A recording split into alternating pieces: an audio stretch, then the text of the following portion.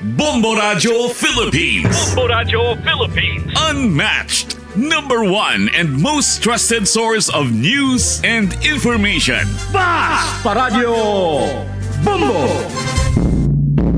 This is Bombo Network News Noontime Edition, broadcasting live at Bombo Radio Broadcast Center, Makati City, Philippines.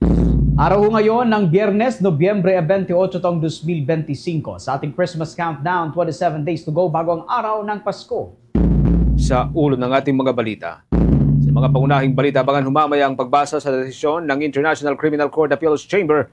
Inaabangan na ng kampo ng mga drug war victim. Ang kampo ng mga biktima, tiwalang ibabasura ang apela ng dating Pangulo. Samantala, isang Pinoy naman ang nasa intensive care unit habang isang nawawala dahil sa sunog sa Hong Kong ayon sa pamunuan ng Department of Foreign Affairs. Ang Bureau of Internal Revenue naman sisilipin ang tax record ng kontratistang campaign donor nitong si Senator Chis Escudero, habang yung tax declaration ng mga sangkot sa flood control scandal sinusuri na. Samantala, ito namang si Senate President Vicente Sotto III itinanggi ang umunoy pagtapya sa pondo ng distrito at tinawag itong panibagong black propaganda. Ang National Capital Region Police Office sinimulan na rin na isailalim sa full alert status 2 araw huyan bago ang gaganaping trillion peso march. Sa ating sports news, si Stephen Curry hindi ho makakapaglaro ng mahigit 1 linggo dahil sa natamo niyang quad injury. At live nationwide via satellite, narito ang detalye ng ating mga balita. Inaabangan na ng kampo ng mga biktima ng madugong drug war ng nakalipas na administrasyon ang pagpapalabas ng International Criminal Court Appeals Chamber sa desisyon nito sa apela ng kampo nitong si dating Pangulong Duterte na pansamantala siyang makalaya. Ayon kay International Criminal Court Assistant to Counsel Cristina Conti, susubaybayan ng kampo ng mga biktimang proceeding kasabay ng panalangin hindi pagbigyan ng korte ang kahilingan ng dating Pangulo.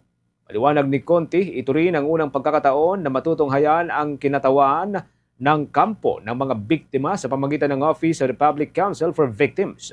Kasama nito ang mga kinatawan ng defense panel at kinatawan ng prosecution.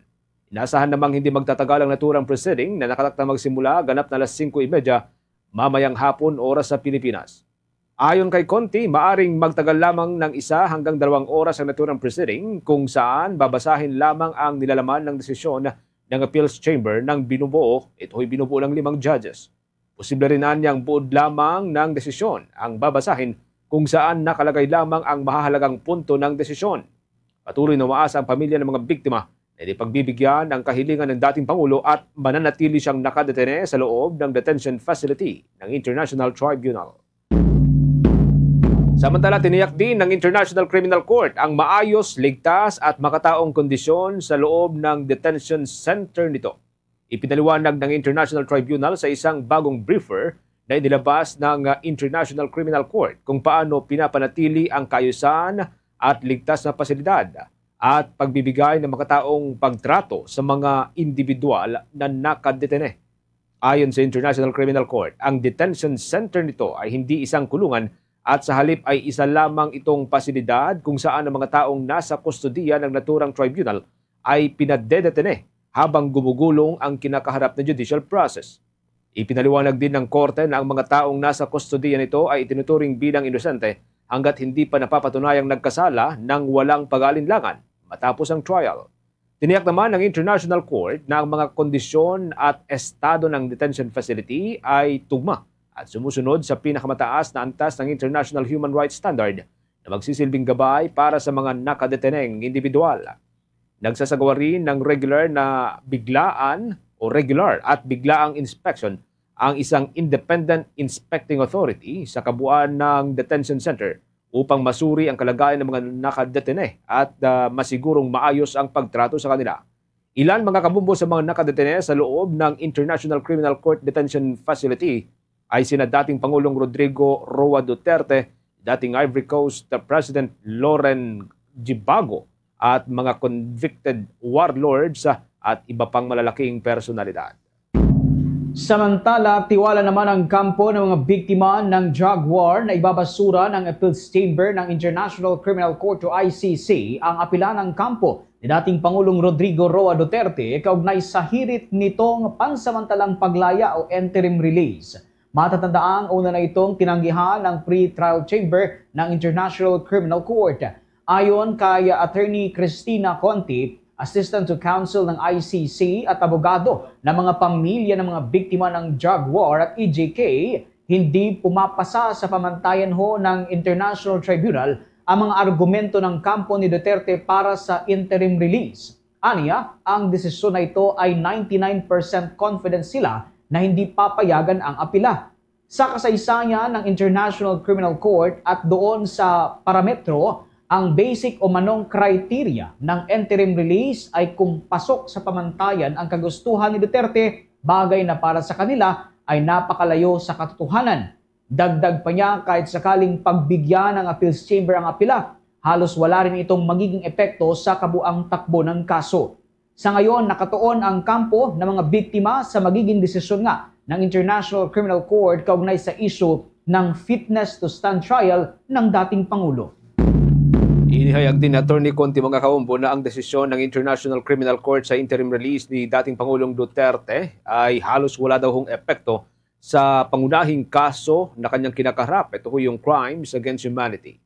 Ipapahayag ng chamber nga ngayong Biyernes alas 5:30 ho ng hapon kung aprubahan ang kahilingan po nitong si dating Pangulong Duterte na pansamantalang palayain habang nagpapatuloy ang hearing.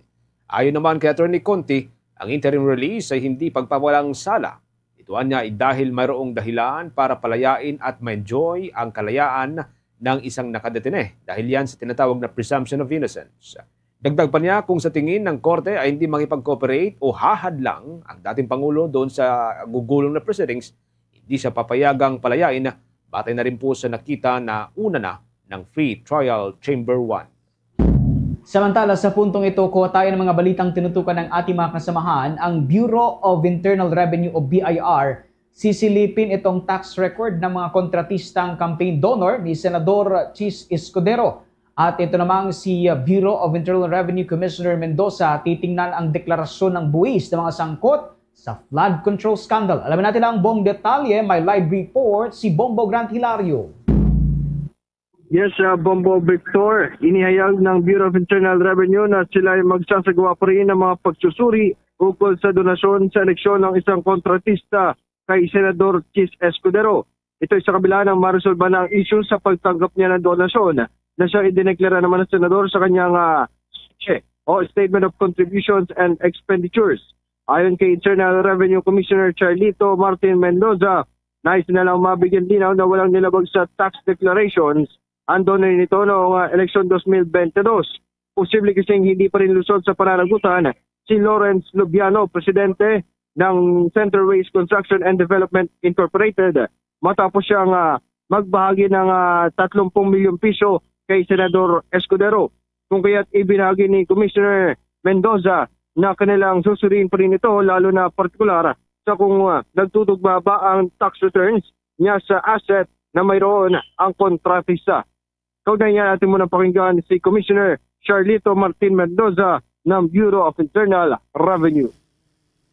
Opo, dahil kung siya ay admittedly, sinasabi niya na nagdeklara siya, nagbigay siya ng donation na 30 million pesos. Ibig sabihin, meron siyang asset na 30 million pesos na ibinigay niya.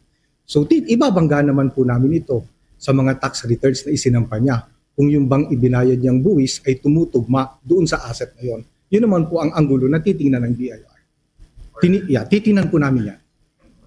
Hindi. Yung donor ho, yung donor. Oo. Kasi kung meron kang 30 million pesos na kaya mong i-donate, titingnan natin kung yung bang kanya mga dineklarang taxes o binayarang buwis, tumutugma doon sa kanyang kita para magkameron siya ng 30 million na kaya niyang i-donate. Nilinaw naman ng kawanihan na walang buwis ang donasyon sa eleksyon o tinatawag na donor's tax basta tampera ay ginamit ng political candidate sa kanyang pagtakbo sa anumang posisyon. Kung kaya't walang donor's tax na kokolektahin o habulin pa ang Bureau of Internal Revenue sa kontratistang nagbahagi ng donasyon. Habang kaugnay sa usapin ng flood control, ayon sa kawanihan, patuloy pa rin nila itong tututukan maimbestigahan. Binigyan din ni Commissioner Charlito Martin Mendoza ng lahat ng sinasabing sangkot kasama pati mga pangalan lumulutang sa dawit sa issue ay hindi pinagsasawalang pahala. Kaugnay niyan, ating balikan si Commissioner Charlito Martin Mendoza. Yun nga po, ang sabi ko nga po, lahat po ng involved, lahat ng mga lumulutang na pangalan, tinitingnan po natin. At nagsasagawa po tayo ng investigasyon. Nagsasagawa po kami ng investigasyon. So in due time ho, kapag meron na kami nakitang ebidensya, magsasampan po kami ng kaukulang kaso. Sa kasalukuyan, batay sa impormasyon ng Bureau of Internal Revenue, aabot na sa higit 8 bilyong piso ang buwis na kanilang hinahabol. Ito ay patungkol lamang sa manumayang flood control projects na sa karamihan ay mga ghost o di kaya substandard na mga proyekto lamang. Nag-uulat live mula lungsod ng Maynila, ito si Bombo Gran Hilario, and this is Bombo Radio Philippines, the number one and most trusted source of news and information. Basta Radio. Bombo!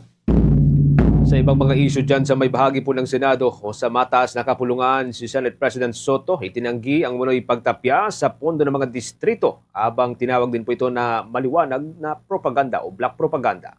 May update po dyan si Bombo JC Galvez. Maring pinabulaanan ni Senate President Tito Soto III ang mga aligasyong tinapyasan nila ni Senate President Pro Tempore Ping Lacson sa Senado ang pondo ng mga congressional district kung saan tinawag niya mga ito na walang basihan at maliwanag na black propaganda. Ayon kay Soto, may ilang miyembro ng House of Representatives, lalo na ang mga district representative, ang tumawag sa kanyang political officer at nagpahig ng pangamba na nababawasan umano ang pondo para sa kanilang mga distrito kapag dumating na sa Senado ang budget deliberations. Ngunit git niya, walang katotohanan ng paratang at maaari raw itong kumpirmahin ni Senator Sherwin Gatchalian bilang chairman ng Finance Committee na nagdidepensa sa panukalang pondo para sa 2026. Hinimok din niya mga kongresista na idulog ang kanilang mga pangamba sa kanilang chairman of appropriations sa Kamara upang malinawan sa usapin. Anya, paninira lamang ang mga paratang na sila ni Lacson ay nagtapis ng budget sa mga distrito. Because it has come to my attention that several members of the House of Representatives, and they have called my political officer, especially district representatives. They are anxious in saying that the budget for their districts are being slashed here in the Senate, specifically by Senator Lacson and myself. This is unfounded. We have not touched the budget of the districts. Our finance chairman can confirm this. I suggest that to our counterparts and asking that you discuss your apprehensions with your chairman of appropriations. Tanungin niyo because there's nothing happening here. Wala kaming ini-slash or ginagalaw sa mga districts ng GAB. As a matter of fact, we have not touched anything yet. These are all period of interpellation. So, yung mga sinasabing kami ni Senator Lacson, kinat namin lahat yung mga budget daw nila at yung ano nila, ayan po yung maliwanag na black propaganda po yan. Nilinaw naman ni Gatchalian ang issue nang muli nag-alis ang Senado ng ilang proyekto sa General Appropriations Bill. Ayon sa Senador, ang mga proyektong inalis ay mga may duplicate, paulit-ulit o may red flags. Binanggit din ni Gatchalian na sa unang pagkakataon, iniya-upload ng Senado sa website ang committee report kasama ang mga annex na nagpapakita ng mga proyektong nadagdag o nabawas. I heard the Senate President earlier mentioned about projects that were allegedly removed in the GAB, Mr. President. So for the record, wala ho tayong ginalaw na project sa GAB. No? So lahat po ng ipinasa ho sa atin from the House of Representatives, in-adapt ho natin except for 28 projects out of the 6,113 projects. Itong 28 po, nung pag-review ho natin, kasama po yung DPWH, meron po mga duplicate projects, may repetitive projects, may mga projects po na red flags. So tinanggal po itong 28. Ang halaga po nitong projects ay 1.2 billion pesos. So other than that, we adopted the projects under the General Appropriations Bill that was transmitted to the Senate. So wala pong katotohanan na tinanggal ho natin yung projects. Nilinaw din ni Senate Majority Leader Juan Miguel Zubiri na ang mga proyekto ay mga infrastructure projects ng Department of Public Works and Highways sa iba't ibang distrito na anyay nagmula sa National Expenditure Program. Sumingit naman si Lacson at biro nitong wala pa sa Bicameral Conference Committee upang pagkasunduin ang mga magkakaibang bersyon ay tila nagbabakbakan na. Infrastructure projects of the DPWH in the different districts. Is that correct, Mr. Chairman? That's already through the NEP. NEP yun. Tama, NEP po yun. NEP, galing sa NEP yun, Yes, National correct. Expenditure Program. Correct. And then, meron pong mga adjustments sa GAB ang House na hindi naman natin ginalaw. No? We didn't touch that. Mababa ba yan? Hindi pa nagbabaykan, bakbaka na. Sa ngayon, nagpapatuloy ang budget deliberation sa Senado kasabay ng pagtiyak ni Soto at Gatchalian na hindi nila ginagalaw ang pondo ng mga distrito. Para sa Bombo Network News, ako si Bombo JC Galvez, and this is Bombo Radio Philippines, the #1 and most trusted source of news and information. Basta Radio, Bombo! Sa iba pang mga balita, isang overseas Filipino workers o OFW ang kasalukuyang nasa intensive care unit ng isang lokal na ospital, habang isa pa ang pinaghahanap matapos lamunin ng apoy ang isang high-rise residential complex sa Tai Po District ng Hong Kong. Ayon yan sa kumpirmasyon ng Department of Foreign Affairs sa DFA. Sa pinakahuling datos, sinabi ni Foreign Affairs spokesperson Angelica Escalona na parehong domestic workers ang dalawang Pilipino na naapektuhan ng naturang insidente. Wala namang naiulat na Pilipino sa 65 mahigit na nasawi sa naturang trahedya. Ayon kay Escalona, nakikipag-ugnayan na ang Philippine Consulate General sa Hong Kong, sa Police Force, maging sa Labor Department at maging sa Home Affairs Department upang matunton ang sinasabing nawawalang Pilipino. Samantala, 23 Filipino domestic workers naman ang nabigyan ng welfare assistance ng Consulate, Migrant Workers Office at Overseas Workers Welfare Administration o OWA. Nagkasamang bumisita naman ang tatlong ahensya sa mga government-operated shelters sa Hong Kong upang personal na maibigay ang tulong sa mga apektadong Pilipino. Kaugnay pa rin po ng balitang yan, umaabot sa 82 ang bilang ng mga overseas Filipino worker na natukoy na nakatira o nagtatrabaho sa Wang Fuk Court Housing. Batay po yan sa bagong datos na nilabas ni Philippine Consul General Romulo Israel Jr. Ang naturang housing complex sa Hong Kong ang nasunog nitong Miyerkules na kumitil na sa buhay ng hindi po bababa sa 96 o 76 na katao habang maraming iba pang pinaghahanap. Mula sa mahigit 80 Pinoy, mahigit 20 na po sa kanila ang natunton at nakausap ng konsulada matapos ang sunog, habang nagpapatuloy pa rin na pakikipag-ugnayan sa iba pa upang malaman ang kanilang kalagayan. Sa kabila nito ay ipinaliwanag ni Israel Jr. na ilan sa kanila ay posibleng nakarehistro sa naturang complex, ngunit hindi na nanatili rito o tuluyan ng umalis. Bineberipika rin anya ng konsulada ang record ng lahat ng 82 overseas Filipino worker at kung saan po nagtungo ang ilan sa kanila na maaring lumipat na trabaho o lumipat na matitirhan. Iyak ng opisyal na minamadali na ang pag-contact sa iba pang mga hindi po ma-account. Ayon pa rin sa opisyal, regular ding naglalabas ng impormasyon ng Hong Kong authorities tulad ng bilang ng mga nasawi, pagkakakilanlan ng mga nasawi at nationality kasama ang iba pang record. Sa kasalukuyan, walang ulat kung may Pinoy na napabilang po sa listahan ng mga nasawi, ngunit patuloy pa rin sinusuyod ng mga otoridad ang buong building matapos na tuluyang ideklarang fire out ang nangyaring sunog. Patuloy din pong binibigyan ng kaukulang tulong ang 23 na mga Pinoy matapos nga ho silang matukoy na naapektuhan na dun sa nangyaring sunog. Batay naman po ito sa kumpirmasyon ng Department of Migrant Workers. Wala hong kumpirmadong nasawi mga kabombo, pero ayon po kay Department of Migrant Workers Secretary Hans Leo Kakdak, meron pong missing.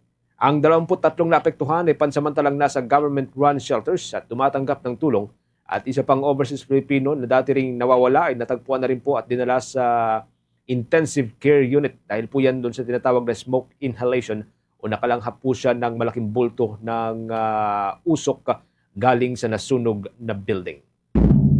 Mamaya mga kabombo at Kasir Nation, kukunin natin ang linya ni Bombo Isa Cotoner pahinggil ho dito sa naging paglilinaw ng Independent Commission for Infrastructure hinggil ho doon sa pagpayag nito sa executive session para naman sa mga mababatas na humarap sa investigasyon. Mamaya, samantala sa iba munang mga balita. Sa ibang mga updates tayo, aaralin ng Anti-Money Laundering Council ang posibleng pag-apply ng freeze order laban sa overseas assets ng dalawang individual na muli sangkot sa flood control scandal. Bagaman hindi pa pinapangalanan yung dalawang nabanggit na individual, sinabi Council Director, Executive Director Matthew David, na ang assets ng mga ito ay aabot ng 3.9 billion pesos. Ayon kay David, dati nang nasa ilalim ng freeze order ang maraming accounts at ari-arian ng dalawang personalidad. Yaong mga ari-arian na ito ay yaong nasa Pilipinas. Gayunpaman, lumalabas niya na may mga account at ari-arian pa ang mga ito sa ibang bansa at aabot din sa ilang bilyon ang natuntun na halaga ng mga ito. Git ng Anti-Money Laundering Council Chief, kung may mga property ang mga flood control suspect na nasa ibang bansa, hindi magatubili ang konseho na habulin din ang mga ito upang maibalik sa pag-iingat ng Pilipinas. Patuloyan niya ang pagsuyod ng konseho sa ari-arian ng mga nasangkot sa malawakang korupsyon upang mahabol ang lahat ng mga pondo na ninakaw mula sa kaban ng bayan. Sa iba pang mga balita, nagbulsa umano si dating Ako Bicol Party List Representative Elizalde Co na aabot sa 10.41 billion pesos bilang kickback mula yan sa government projects Batayhuyan sa inilabas na report ng Anti-Money Laundering Council o AMLAC. Ang naturang halaga ay mula taong 2023 hanggang taong 2025 kung kailan siya tuluyang nagbitiw bilang mambabatas. Lumalabas din sa financial record ng ahensya na nakapagpasok ng hanggang 3.9 billion pesos ang dating mambabatas sa kanyang mga accounts sa kabuuan ng 2021 hanggang taong 2025. Ang naturang halaga ay malayong mas mataas kumpara sa kanyang sinasahod sa Kongreso at maging sa kanyang earnings bago siya pumasok sa Kongreso. Batay ho sa record ng konseho, mahigit 200 bank accounts ni Saldico ang nasa ilalim na ng freeze order. Sa kasalukuyan, ang mga ari-arian ni Co na nasa ilalim ng freeze order ay kinabibilangan ho ng nasa 205 bank accounts, 12 insurance policies, 2 AW139 helicopters na tinatayang nagkakahalaga na aabot sa 1.8 billion pesos at isang Gulfstream G350 jet na nagkakahalaga naman ng mahigit 2 billion pesos ang naisa ilalim na rin ho ng freeze order. Ilan ho sa mga ari-arian at accounts ni Co na na-freeze ay joint account kasama na ang kontrobersyal na SunWest Construction and Development Corporation. Sa halos kaugnay pong mga development, dako tayo dyan sa may Independent Commission for Infrastructure mga kabombo. Meron pong paglilinaw ang naturang komisyon. Kaugnay pa rin po dun sa pagpayag na magbigyan po ng executive session at ilang mga mababatas na dumalo sa pagdinig ng Independent Commission for Infrastructure. May mga development po dyan si Bombo Isa Cotoner. Bombo Genesis, Bombo Victor, iginiit ng Independent Commission for Infrastructure na malinaw ang kanilang guidelines sa live streaming. Dapat naka-live stream ang mga pagdinig maliban na lamang kung may hiling ng executive session na suportado ng legal at totoong dahilan. Ito ang paglilinaw ni ICI spokesperson Attorney Brian Keith Hosaka dahil halos lahat ng mambabatas na humarap ngayong linggo ay mas pinili ang executive session o closed-door hearings. Paglilinaw ng komisyon, isinagawa na closed door ang kanilang mga testimonya dahil sa sensitibo at pribado man ng mga impormasyon ang maaaring mabanggit. Giit ni Hosaka, pinahihintulutan ng Section 1.2 ng ICI live streaming guidelines ang executive session basta may sapat na legal na basihan, ngunit pwede pa rin piliin ang resource person na magpa-live stream kung nanaisin.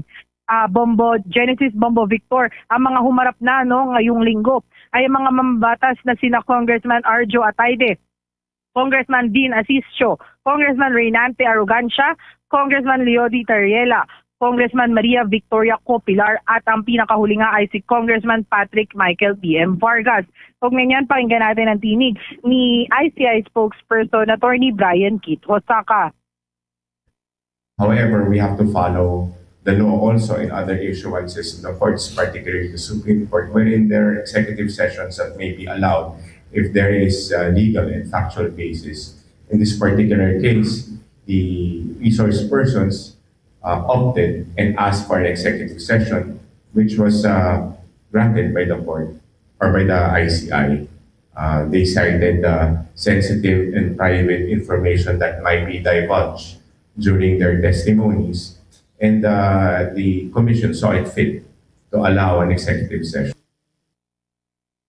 Sa ngayon, Bombo Genesis, Bombo Victor, inaantabayanan natin kung sino na yung mga susunod na haharap ng mga lawmakers o mambabatas dito sa Independent Commission for Infrastructure, dahil matatandaan din natin na nagpahayag si House Majority Leader Sandro Marcos at Presidential Son na handa siyang humarap nga dito sa nagpapatuloy na investigasyon ng Independent Commission for Infrastructure mula sa lungsod ng Taguig.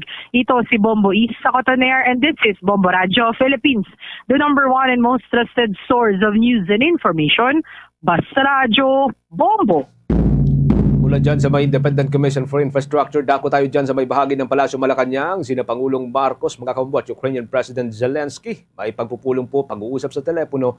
May mga dagdag na development dyan si Bombo Annalise Soberano. Pinagtibay ni na Pangulong Ferdinand Marcos Jr. at Ukrainian President Volodymyr Zelensky ang ugnayan ng Pilipinas at Ukraine nang magkausap ang dalawa sa pamamagitan ng telepono. Tinalakay ng dalawang leader ang posibleng kooperasyon sa food security, agrikultura at digitalization. Ayon sa Presidente, naglatag sila ng mga paraan upang pagtibayin pa ang ugnayan bilang paghahanda sa pagkapangulo ng Pilipinas sa ASEAN sa susunod na taon, kabilang ang pagpapalakas ng ASEAN-Ukraine engagement.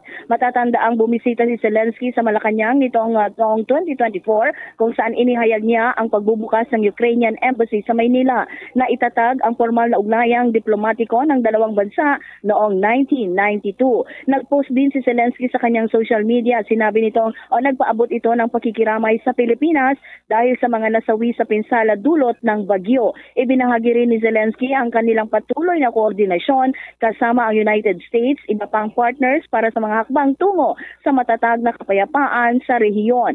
Pinuri nito ang patuloy na suporta ng Pilipinas sa peace efforts ng Ukraine pati na sa kanilang sovereignty at territorial integrity. Samantala, binigyang diin ng Pangulong Marcos na malaki ang papel ng Angat Water Transmission Improvement Project sa Bulacan sa water security ng bansa. Pinasinayaan kaninang umaga ng Pangulo ang Tunnel 5. Ayon sa Presidente, magdudulot ito ng mas maasahang supply ng tubig sa mga tahanan, magbibigay ng backup para maisaayos at ma-rehabilitate ang mga lumang tunnel at magpapapatatag sa sistema laban sa tagtuyot at epekto ng climate change. Ang bagong tunnel ay nagpapatibay sa dekadang gulang na umiray ang Gat, Ipo at Lamesa system na nagdadala ng halos 90% ng supply ng tubig para sa humigit kumulang 20 million residente ng Metro Manila, Bulacan at bahagi ng Cavite at Rizal. Pakinggan natin si Pangulong Ferdinand Marcos Jr. Water conveyance to carry 1.6 billion liters of water every day will increase our system's transport capacity from 6 billion to almost 8 billion liters of water every day. Ibig sabihin, mas maraming pamilya magkakaroon ng tuloy-tuloy at maaasahang supply ng tubig sa kanilang mga tahanan.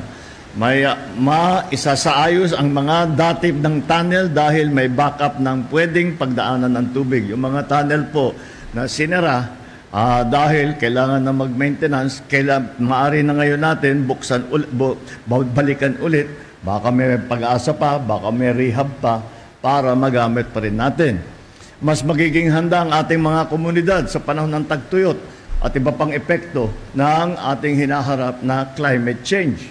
Mas nagiging matatag ang ating water system para bawat Pilipinong umaasa rito araw-araw.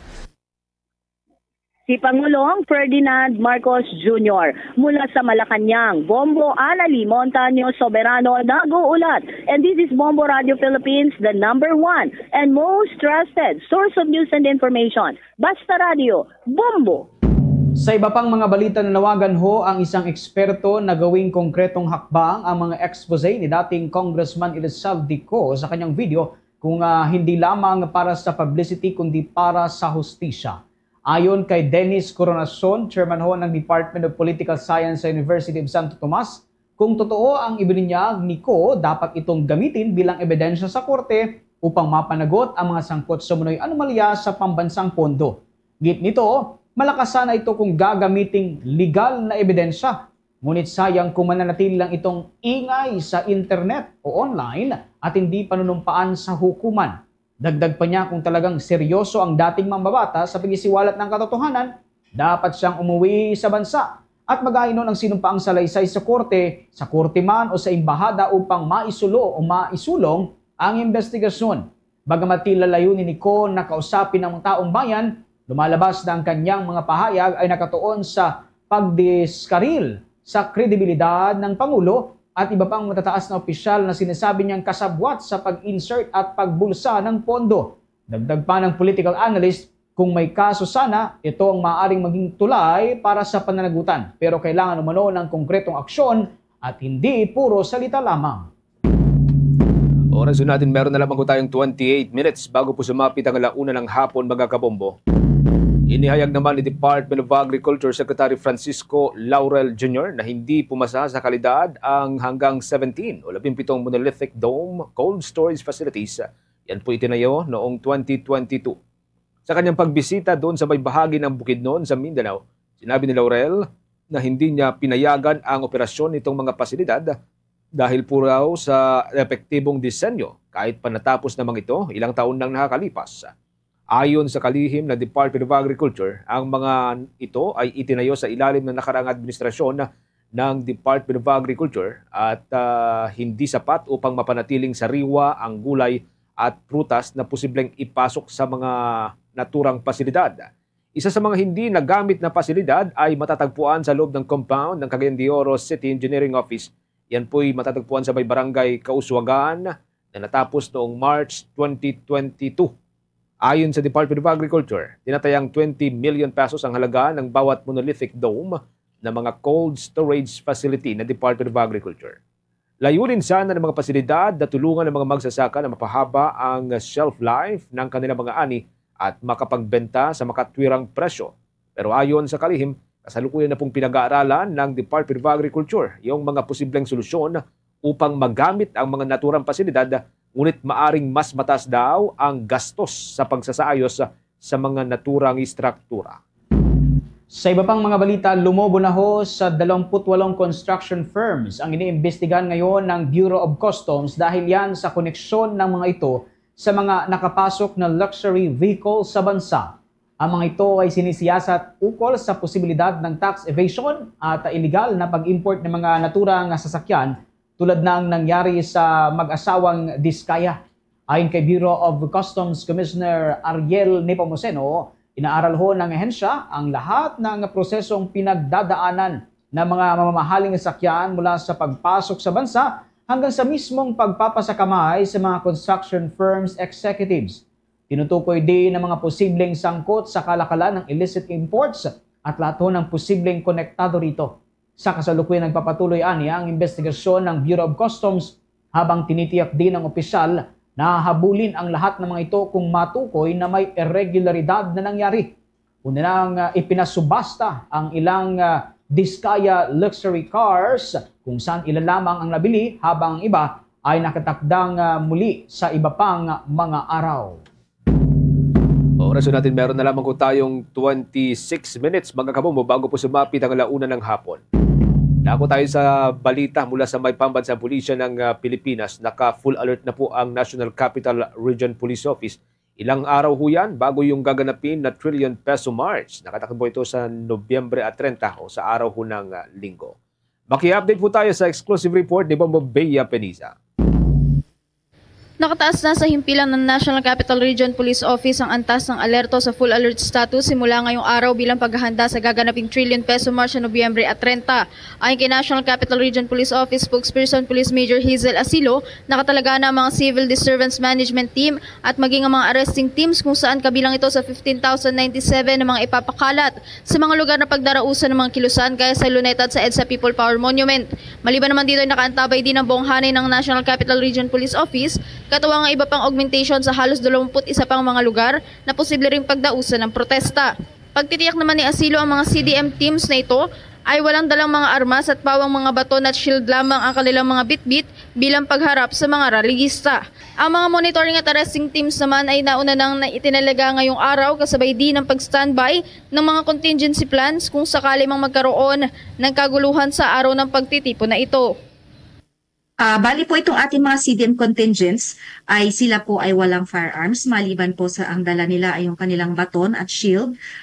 Yun naman pong ating i-deploy na mga monitoring teams, arresting teams. Sila po yung meron po tayong armed na i-deploy. Ito po yung mga arresting teams natin. Pero yun pong mga mismo nakaharap po sa ating mga protesters o sa mga magtitipon, wala po silang dalang armas. May nakalatag naman po tayong contingency plan kung sakali po nagkaroon ng escalation or may kaguluhan po na mangyari sa mga araw ng pagtitipon.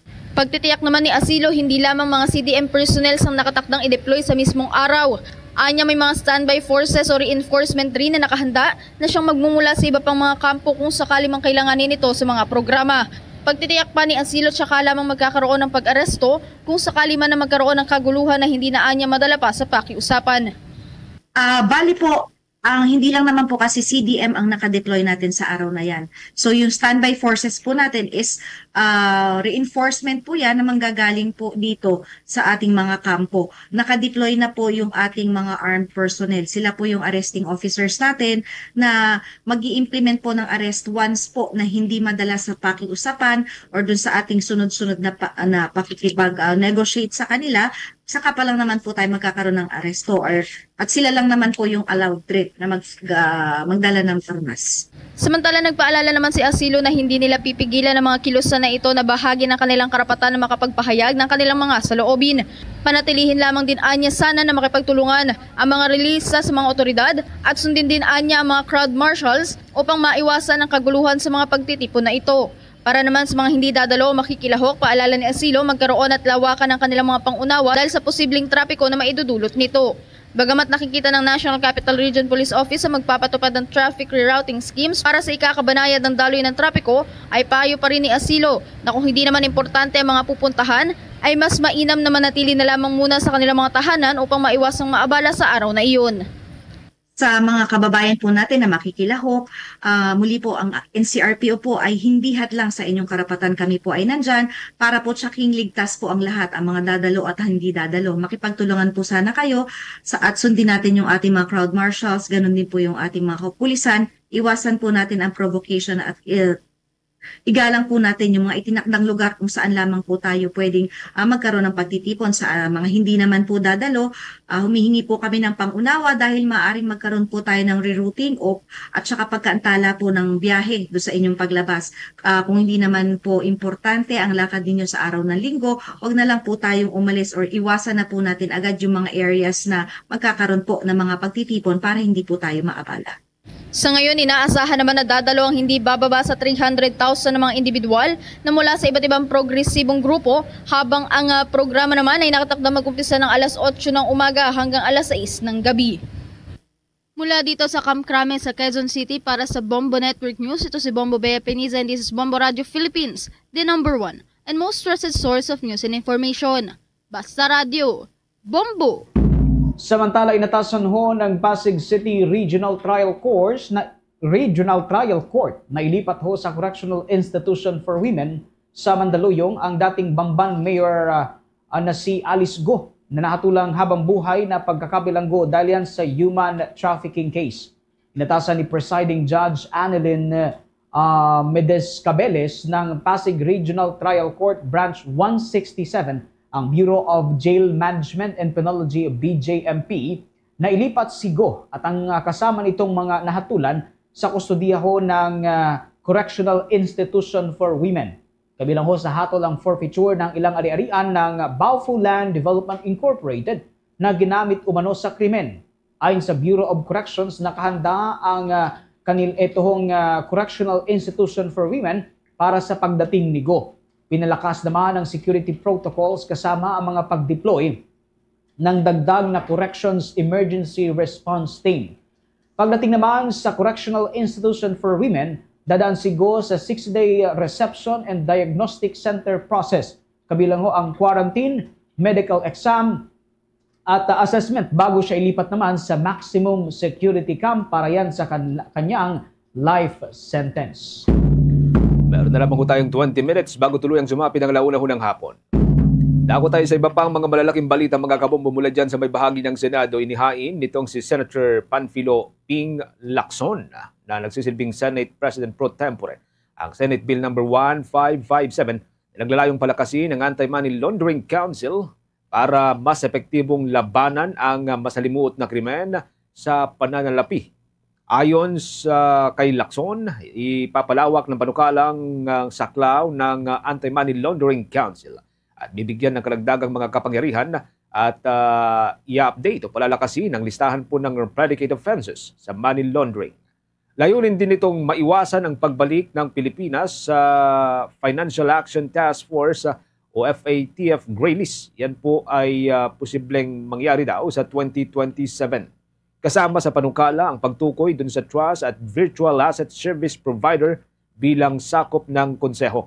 Pagsasayos ng customer due diligence sa mga kasino, yan po ay sa halagang 150,000 pesos.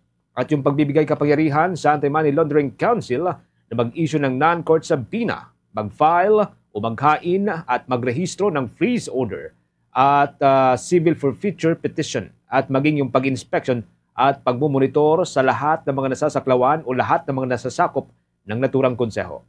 Palalawakin din ang listahan ng sakop ng real estate buyers at maging mga real estate sellers, maging yung mga abogado at accountant ng Anti-Money Laundering Council, maging yung online gambling operators at yung virtual asset service provider.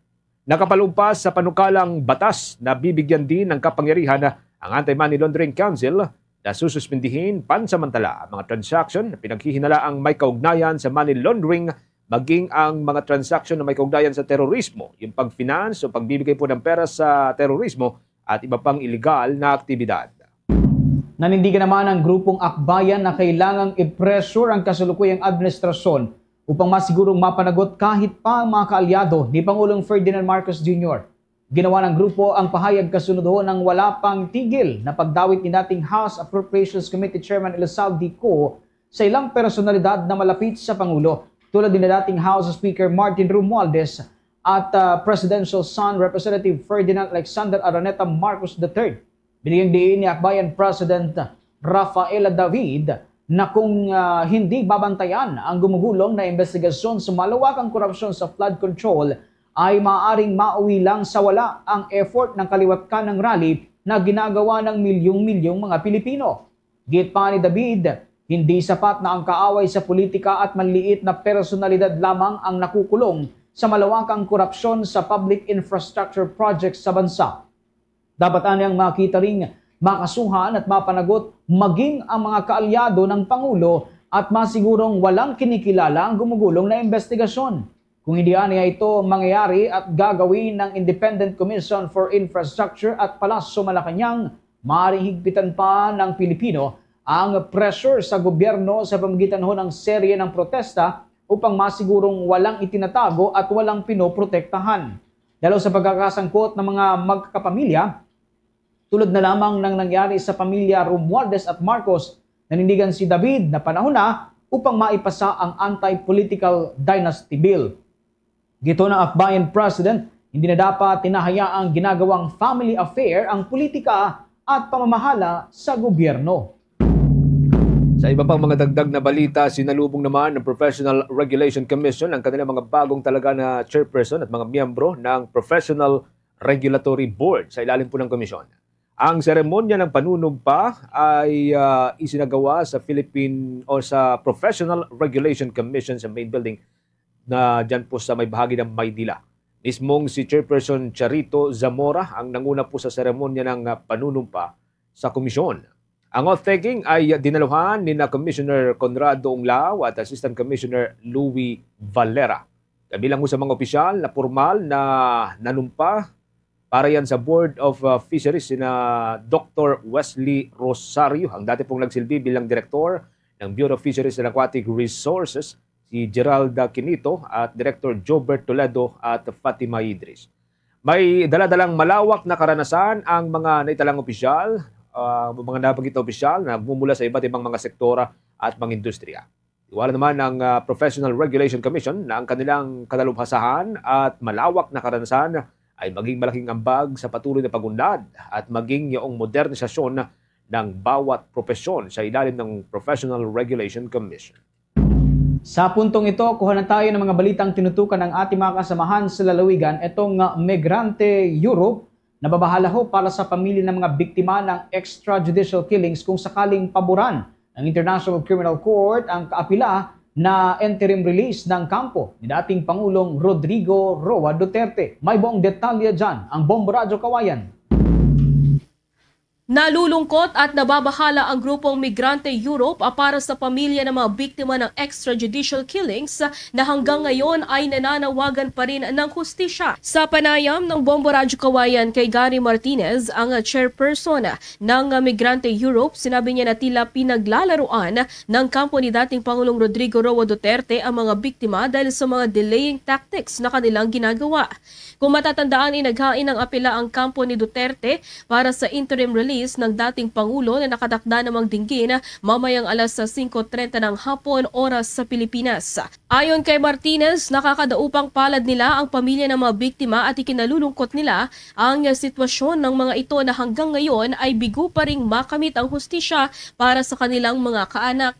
Mamayang hapon oras sa Pilipinas ay magtutungong ilang miyembro ng Migrante Europe sa International Criminal Court upang personal na matunghayan ang paghatol sa apela ng kampo ng dating Pangulo. Umaasa naman ang naturang grupo na sana ay hindi paboran ng korte ang interim release ni Duterte, lalo na at malawak ang impluwensya nito sa bansa at dahil dito ay may posibilidad na baka hindi na ito makabalik pa ng ICC para sa mga susunod na pagdinig. Meron siyang lakas hanggang ngayon, impluwensya sa takbong pampolitika ng ating bansa. At tingin namin kung ilalabas ito, malalabas si dating Pangulo, ay magkakaroon ng tinatawag na paghiganti laban sa kanyang mga kritiko. Pero sabi nga ng ilang mga eksperto, whether mabigyan si Duterte ng interim release, ay napaka-minimal ang epekto nito sa kabuuan ng kaso kasi hindi naman siya mapapawalang sala. Diretso pa rin ang hearing at hindi siya makakawala doon sa mga isinampang kaso laban sa kanya. At iyan ang ulat mula rito sa Bombo Radyo Kawayan. Para sa Bombo Network News, ako si Bombo Jamaica Berbas. This is Bombo Radyo Philippines, the #1 and most trusted source of news and information. Basta Radyo, Bombo. Sa ibang mga updates tayo, si House Deputy Speaker Janet Garin humihingi ng paumanhin sa mga mamayan sa gitna huyan ng kinakaharap na krisis ng ating bansa dahil sa issue ng katiwalian. Yan at iba pang mga balita sa pag-uulat ng Bombo Radyo Iloilo. Humingi ng sorry si House Deputy Speaker Iloilo 1st District Representative Janet Garin sa mamamayang Pilipino dahil sa kaguluhan na kinakaharap ng bansa kaugnay sa isyu ng katiwalian kung saan involve ang maraming mga opisyal. Sa panayam ng Bombo Radyo Iloilo kay Garin, sinabi nito na bilang government official na uunawaan niyang sentimiento ng mga tao at ang paglahok ng mga mamamayan sa gagawing trillion peso march sa linggo. Kaugnay naman sa panawagan ng marami na parehong bumaba ng pwesto, sina Presidente Ferdinand Marcos Jr. at Vice President Sara Duterte. Sinabi ni Garin na kailangang tingnan ang magiging epekto ng political instability sa ekonomiya ng bansa kapag nangyari ang pag-resign ng dalawang pinakamataas na opisyal ng Pilipinas. Anya, kailangan pa rin dumaan sa legal na proseso ang lahat kahit na galit na ang mga tao. Hiniling naman ito sa mga reliyista na gawing mapayapa ang kilos protesta sa linggo na sabay-sabay gagawin sa iba't ibang bahagi ng bansa. Ako, being part of government, allow us to apologize for all this mess that is happening. However, any political instability will drive away investors. That is why we are for accountability. But let it be a peaceful expression of our anger. Para sa Bombo Network News mula sa Bombo Radyo Iloilo, ito si Bombo Ayan Gahete. This is Bombo Radyo Philippines, the #1 and the most trusted source of news and information. Basta Radio, Bombo! Samantala, itong sunog na naganap sa halos 40-year-old residential building sa Hong Kong na kumitil sa buhay ng 70 katao, inaalam kung ito ba ay sinadya. May buong detalye dyan ng Bombo Radyo Kalibo. Isinalaysay ni Cristel Tupas Tinasan, Bombo International News Correspondent sa Hong Kong, ang kaniyang nasaksihan sa nangyaring sunog ng tinatayang 40 taong gulang na residential building. Aniya, noong araw ng Miyerkules, November 26, nang makita niya ang pagsisimula ng sunog sa ibabang bahagi ng building kung saan inaasahan din niyang ito'y agad na maaapula dahil sa mabilisang pagresponde ng mga bombero sa mga ganitong sitwasyon. Ngunit hindi umano niya inaasahang lalaki ito at umabot pa sa 8 infrastruktura ang nasunog. May nahuli na rin anyang 3 persons of interest kung saan pinaniniwalaang sila ang nasa likod ng insidente sa pamamagitan ng pagsilab sa scaffolding sa lugar. Sa ngayon, anya, wala ring napaulat na nadamay o nasaktan ng mga Pilipino sa nasabing insidente. So far, nung papunta ako ng market, nakita ko na siya. Sabi ko, mamaya, pagbalik ko, wala na yan. Sabi ko, kasi ano naman ako na yung service nila dito ng yung mga fire truck dito, ano naman, yung mabilis, residential siya. Yung parang dyan sa atin, parang tenement, yung luma na siya. Kasi sabi ng amo ko, over 40 years na daw siya na building. Si Cristel Tupas Tinasan, Bombo International News Correspondent sa Hong Kong, sa kanyang naging pahayag. Para sa Bombo Network News, mula dito sa Bombo Radio Kalibo, Bombo Vince Josh Reyes nag-uulat, and this is Bombo Radio Philippines, the #1 and most trusted source of news and information. Basta Radio, Bombo! Meron na lang po tayong 10 minuto bago sumapi ng 1:00 ng hapon. Mahigpit po na seguridad ang ipatutupad naman ng pulisya para sa gaganaping prayer rally sa ilang bahagi dyan sa may bahagi ng Mindanao, partikular na sa may Butuan City bukas. I-update po dyan ng Bombo Radio Butuan. Nagsagawa na ng final coordination meeting kanina ang Butuan City Police Office kasama ang Bureau of Fire Protection Butuan Central Fire Station at ang City Transportation at Traffic and Management Department para sa gaganaping Gathering for Good Governance o 3G bukas Sabado. Ayon kay BCPO spokesperson Police Lieutenant Joy March Estiuco, layunin nito na matiyak ang maayos at mapayapang pagdaraos ng prayer rally na inorganisa ng Social Action Center ng Diocese of Butuan. Inihayag na opisyal na tinatayang 200 mga pulis ang magbabantay sa loob at labas ng venue na City Sports Complex sa Barangay Libertad upang matiyak na walang magiging aberya sa naturong aktibidad na magsisimula dakong alas 2 hanggang alas 5 ng hapon. Kampante rin si Estiuco na magpapahayag lamang ng kanilang saloobin ang mga lalahok tungkol sa lumalalang korupsyon sa pamahalaan, paghikayat sa mabuting pamamahala, transparency at accountability. For now, approximately more or less 200 something na mga police officer yung i-deploy natin inside the area at the same time sa labas din po ng sports complex. Then magpapatuloy din po yung pag-conduct natin ng mga checkpoints sa mga strategic areas para po kung may mga insidente, meron tayong mahuhold or may stop and frisk during checkpoint operation.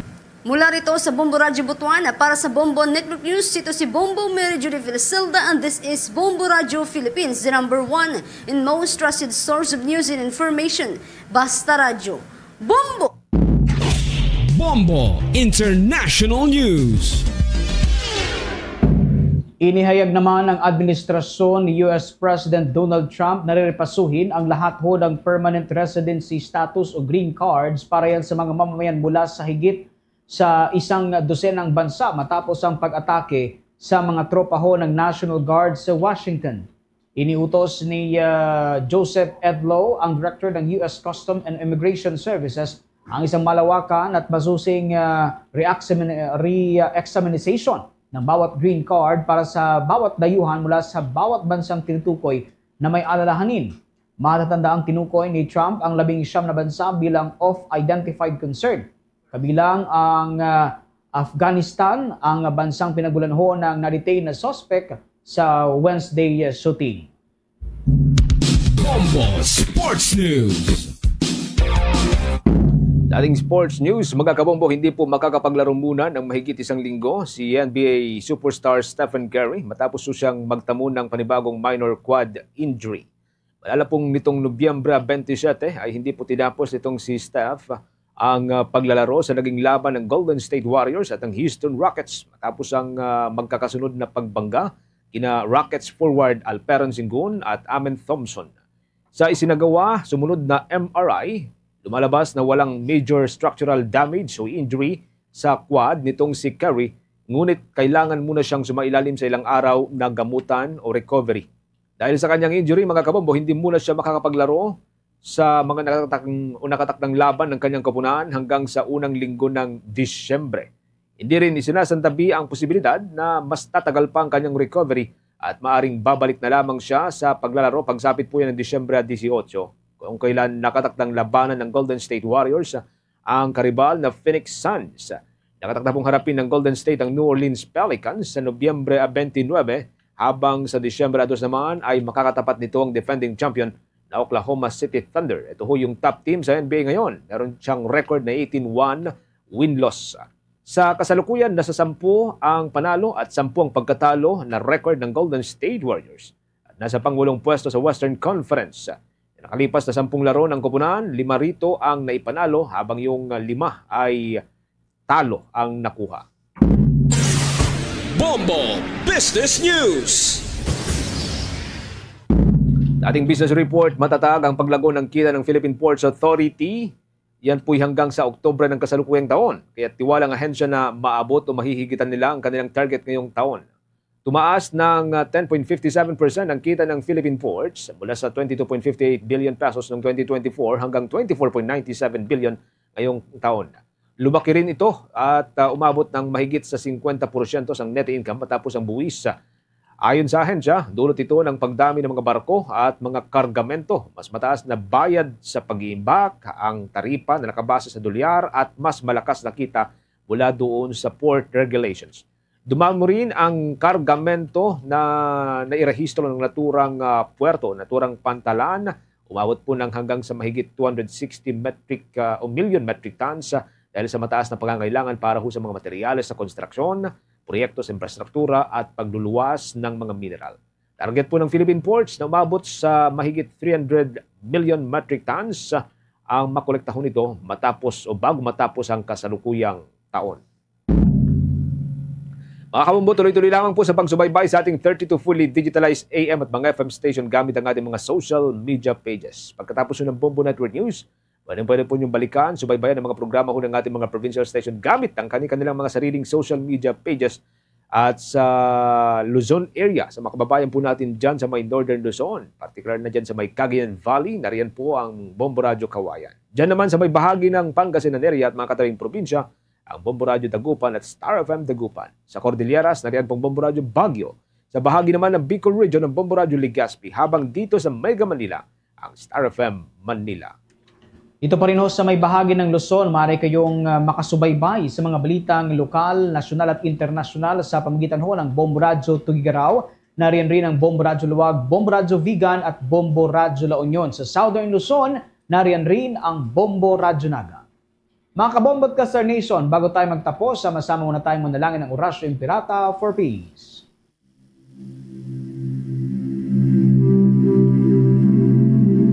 God, our Heavenly Father, Lord of peace and justice, we humbly come before you during this time of escalating geopolitical tensions in our part of the world. Through the years, you have sustained our faith in you as a nation. It is our faith in your divine providence that has made us survive the countless natural and human-caused calamities that have come our way in our history as a people.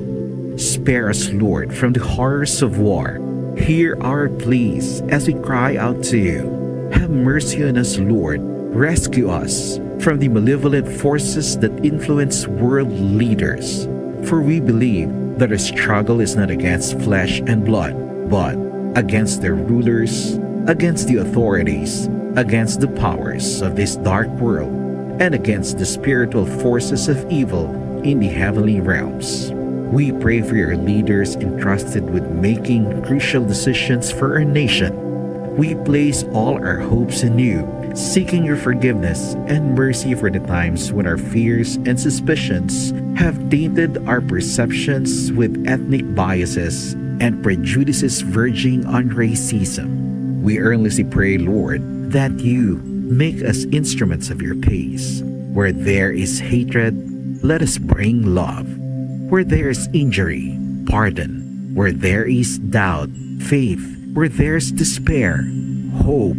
Where there is darkness, light. Where there is sadness, joy.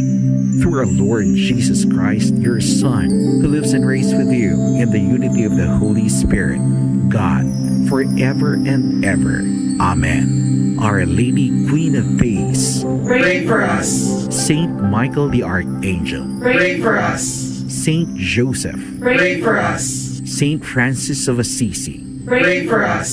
Saint Lorenzo Ruiz, Pray for us. Saint Pedro Calungsod, Pray for us. Christmas is a time for sharing, giving gifts for everyone. What matters now is this Christmas we share the love. Mga kabombo at Caster Nation, sa ating Christmas countdown, 27 days to go bago ang araw ng Pasko. We share the love.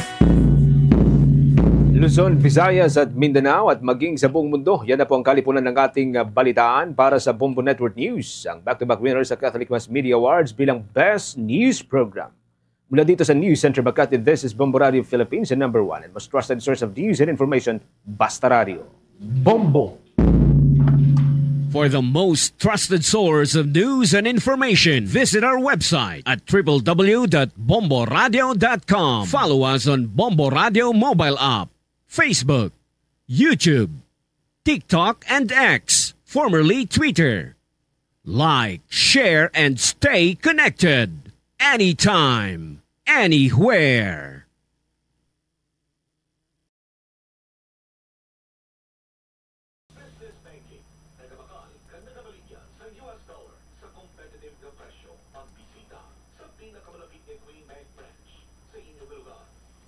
Welcome na sa pagpangalagad sang Bombo Anay sa Udto 3 sa FM Bombo Radio Iloilo, flagship station sang the #1 most trusted radio network in the country, ang Bombo Radio Philippines.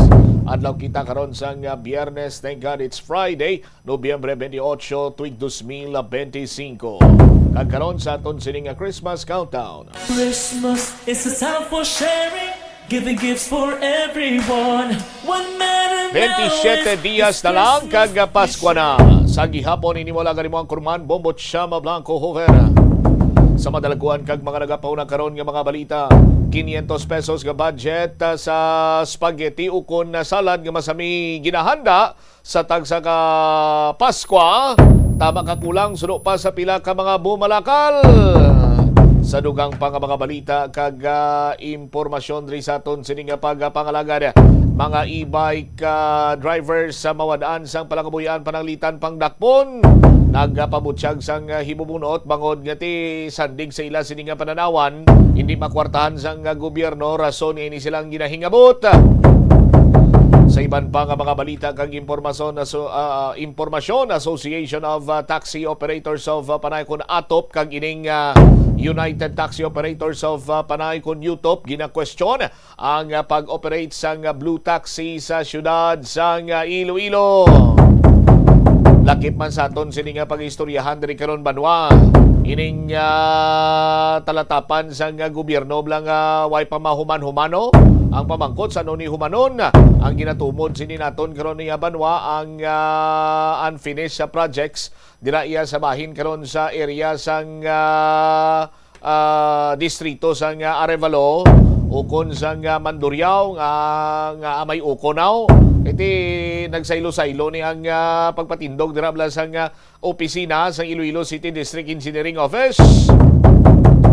Katubtob sa sining mga tinion sa aton sining mga kabombo nagatiwangwang dira kag ang Iloilo City District Engineering Office nagapangarkila matapos nga ginpalaya sila sa city government dito iya sa may Fort San Pedro sa una sini nila or anay sini nila nga opisina. Kung madalaguan mga balita, issues kay impormasyon main sentro karon sa aton sining pagpangalagad sa gihapon diri sa palatuntunan na Bombohanay sa Udto.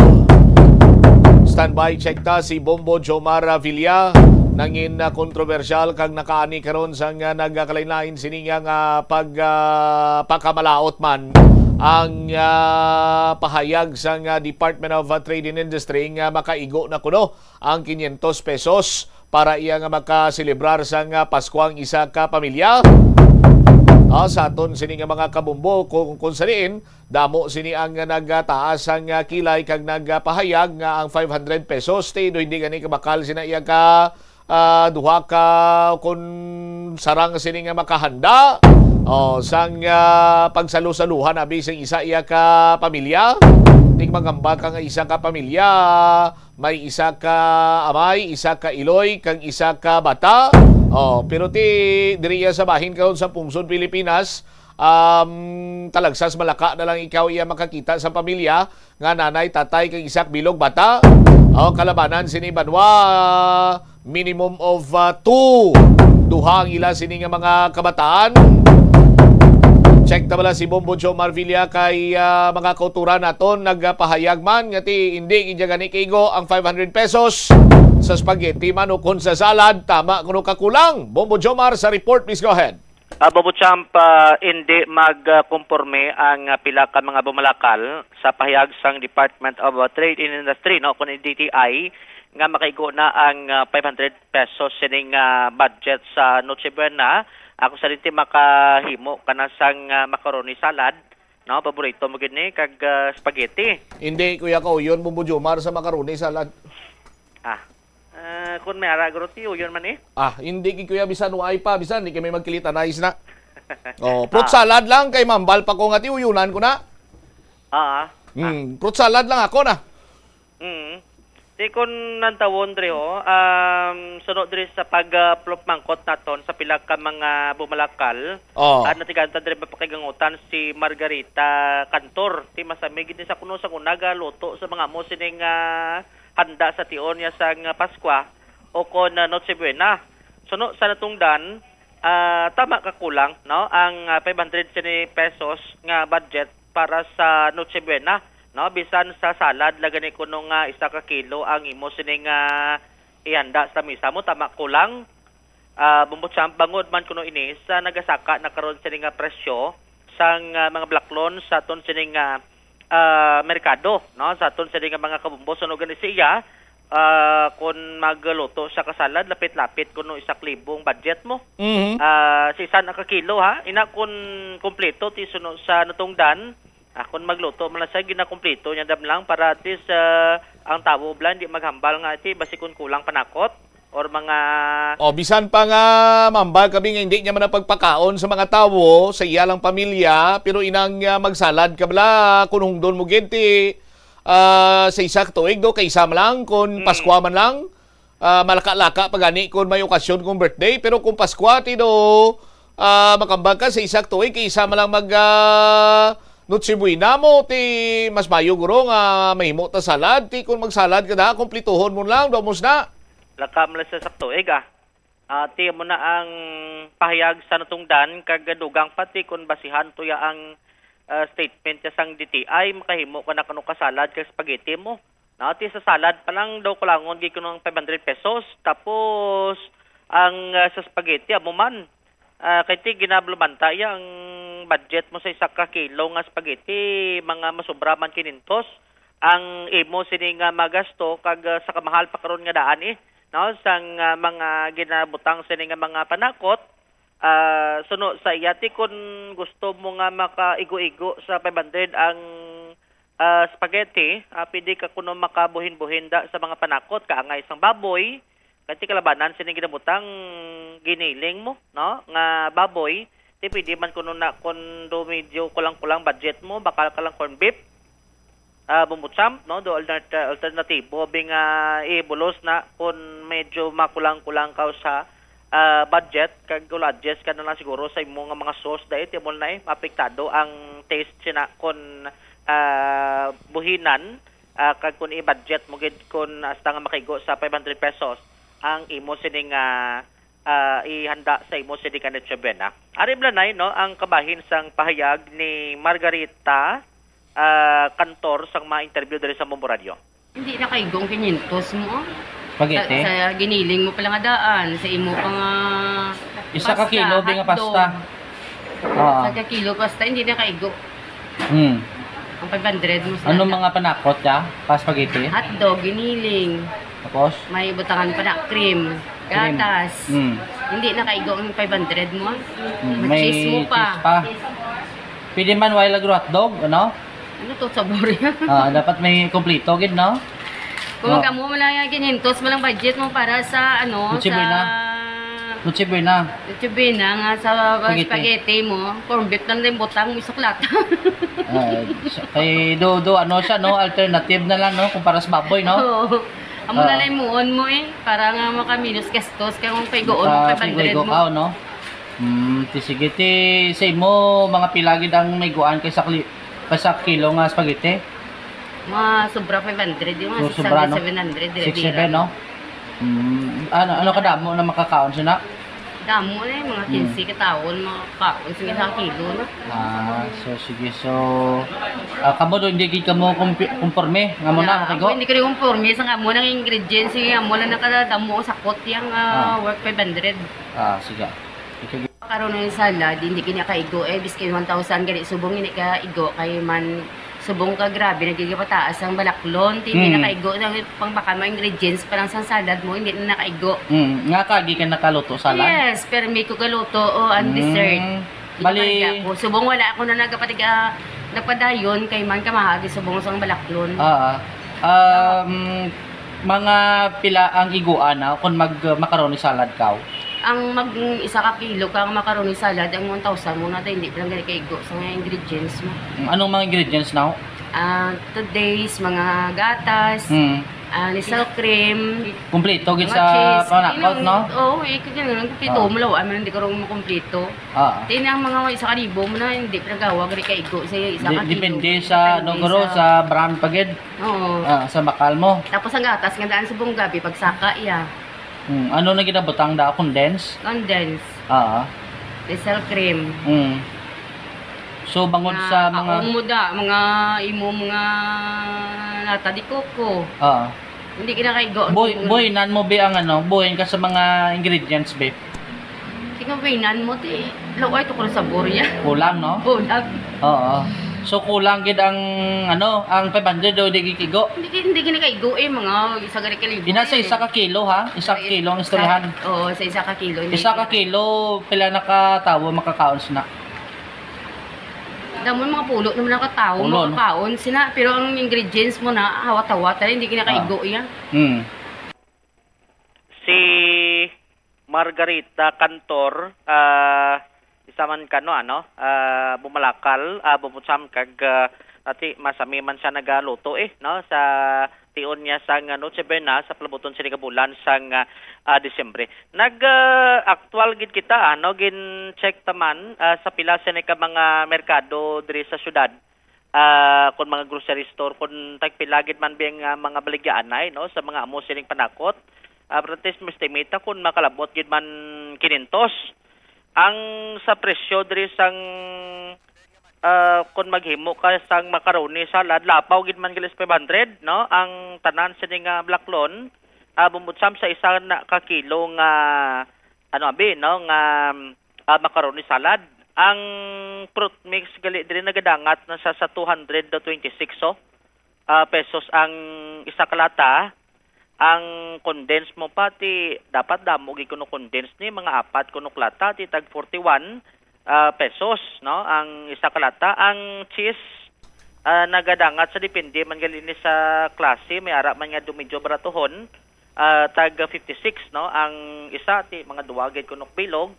Ang sa nata di coco mo bi gadalagan sa mga 49 kag ang all-purpose cream ti nagadagad man sa mga 40 ti duwa bilog. Overall plus mo pa ni ang macaroni gali kay di na krumimo salad kung malipta ni macaroni 80 pesos isa na kilo naga total sa mga 711 ang budget sa isa na ka kilo. Bumutsam ti amo tambal sukinan ni Ma'am Margarita tama gid ka kulang kun i-budget mo lang ang 500 pesos para sa mo siya ng klase sang handa sa palabuton sa ding bulan sang Disyembre.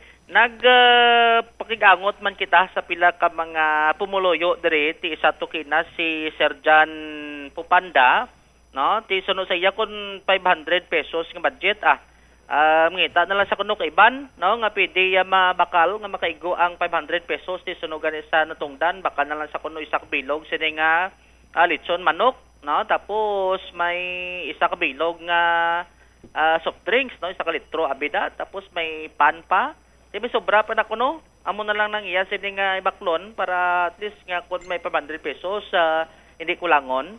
Ari bla si John Pupanda, no, isa ka si ka driver sa interview diri sa Bombo Radio. Kung sir hindi guro na kaygo.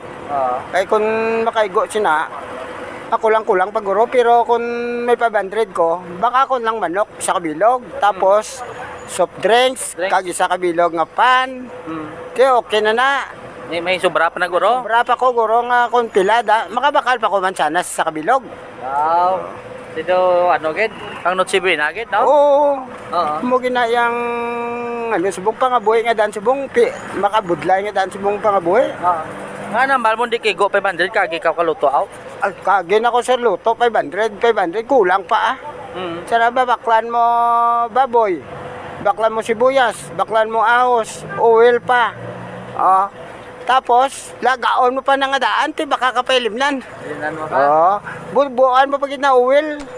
Para hindi pagtalalapik. Cheese mo pa? Oo, may cheese pa. Baboy. May hotdog pa. Hindi mo lang butangan hotdog eh? Mas kalaway gid sir eh. Mayo gid ko mayara. Biskan gamay-gamay ang dablang tag limahon baka amat-amat ka maguro kon sige-sige sikat mo, no? Sir, makatulot ti bawas man ta basta sige lang sikat ta. Makakaon ta gid ang hindi ta makaon. Sige. Si Sir Jan, Bombo Champ, sa iya sini karon nga sentimento. Tiyan mo na, ang iban do halos tadando gid, no? Do gataas kila gid kun mapaygo nila ning kininto sa budget gid lamang sa Noche Buena.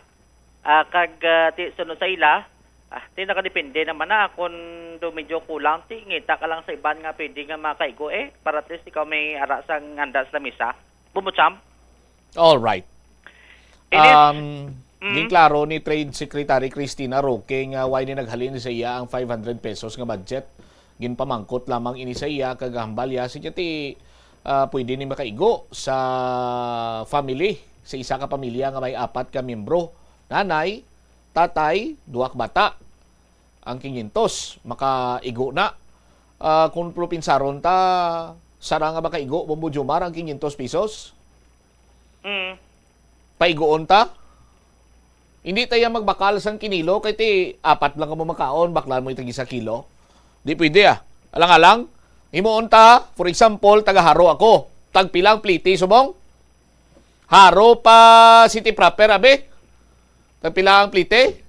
Panlagan, siguro mga 18. 18 pesos. 18 pesos, dahil lang. 18 times 2, back and forth na? 36. 36. 36 plite.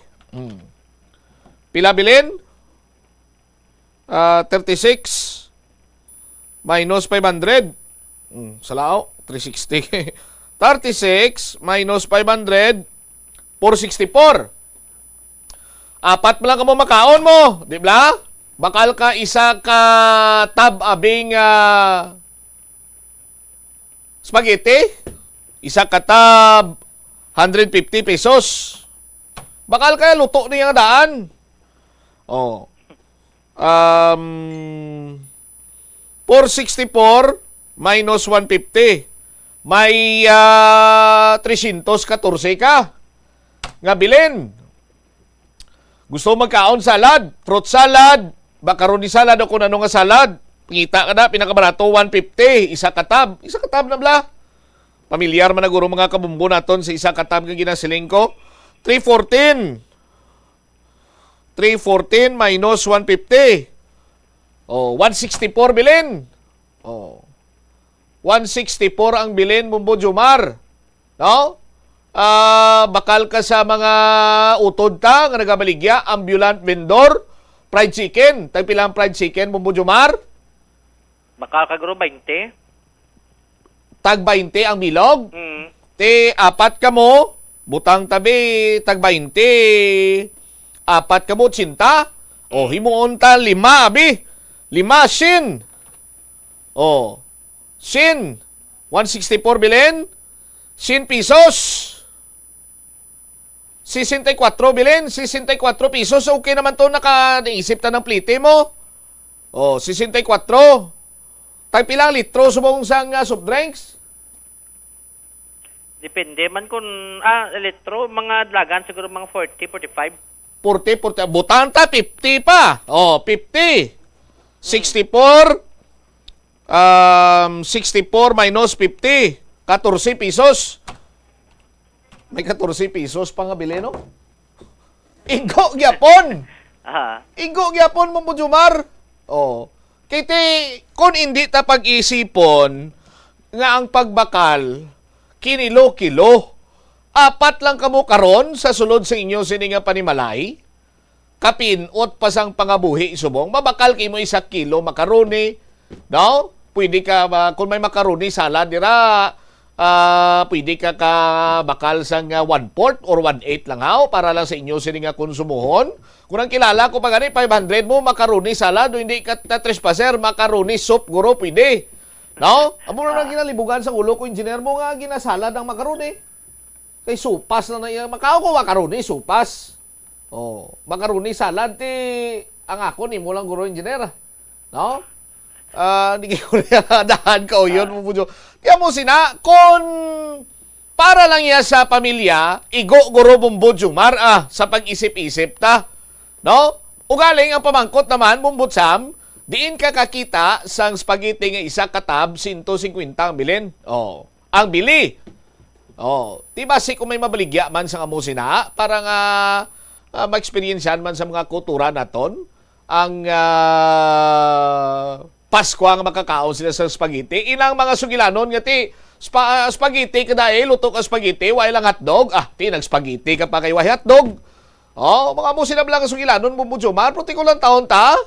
Daw igo man ang 500 sobra ka pa 14. Sandig niya sa aton kaugalingon sini nga pag-estimate or kalkulasyon. Pero kung nagapaminsar ka nga tag-1 ka kilong baklon mo with all the panakots, hindi gid ka trespaser ang 500. Tama ko lang gid. So klaro kita dira.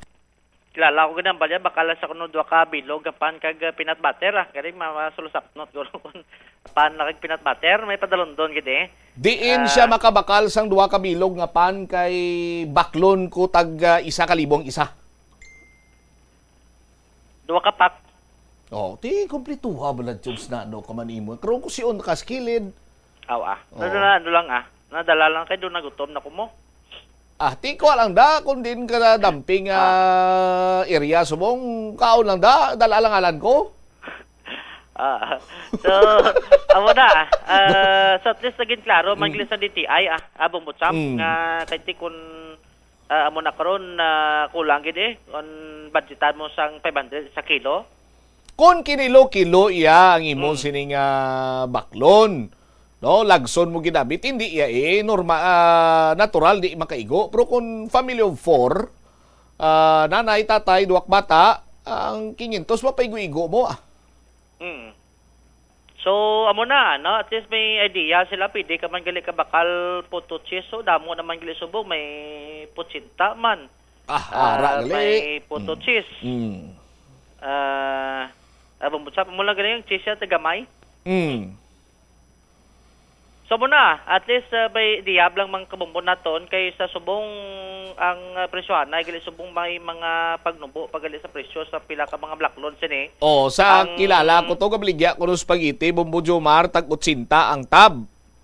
May hotdog. Pero 3 lang kahiwa.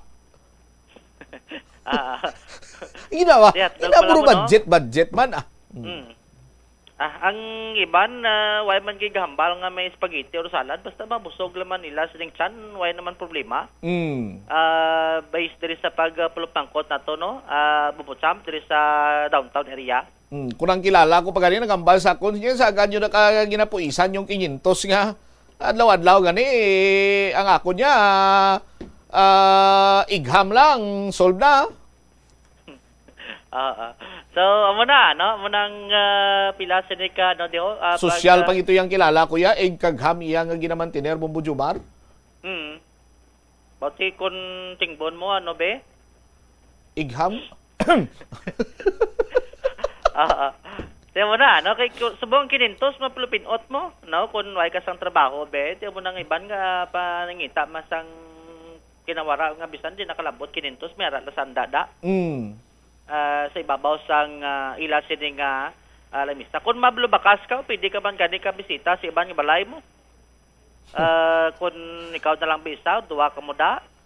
Hindi hulaton mo imbitaron ka. Hindi ba na, bukit mayad man mga manigbalay. Hindi, matumato ka lang. Imbitaron ka, Kung imbitaron. Okay lang na.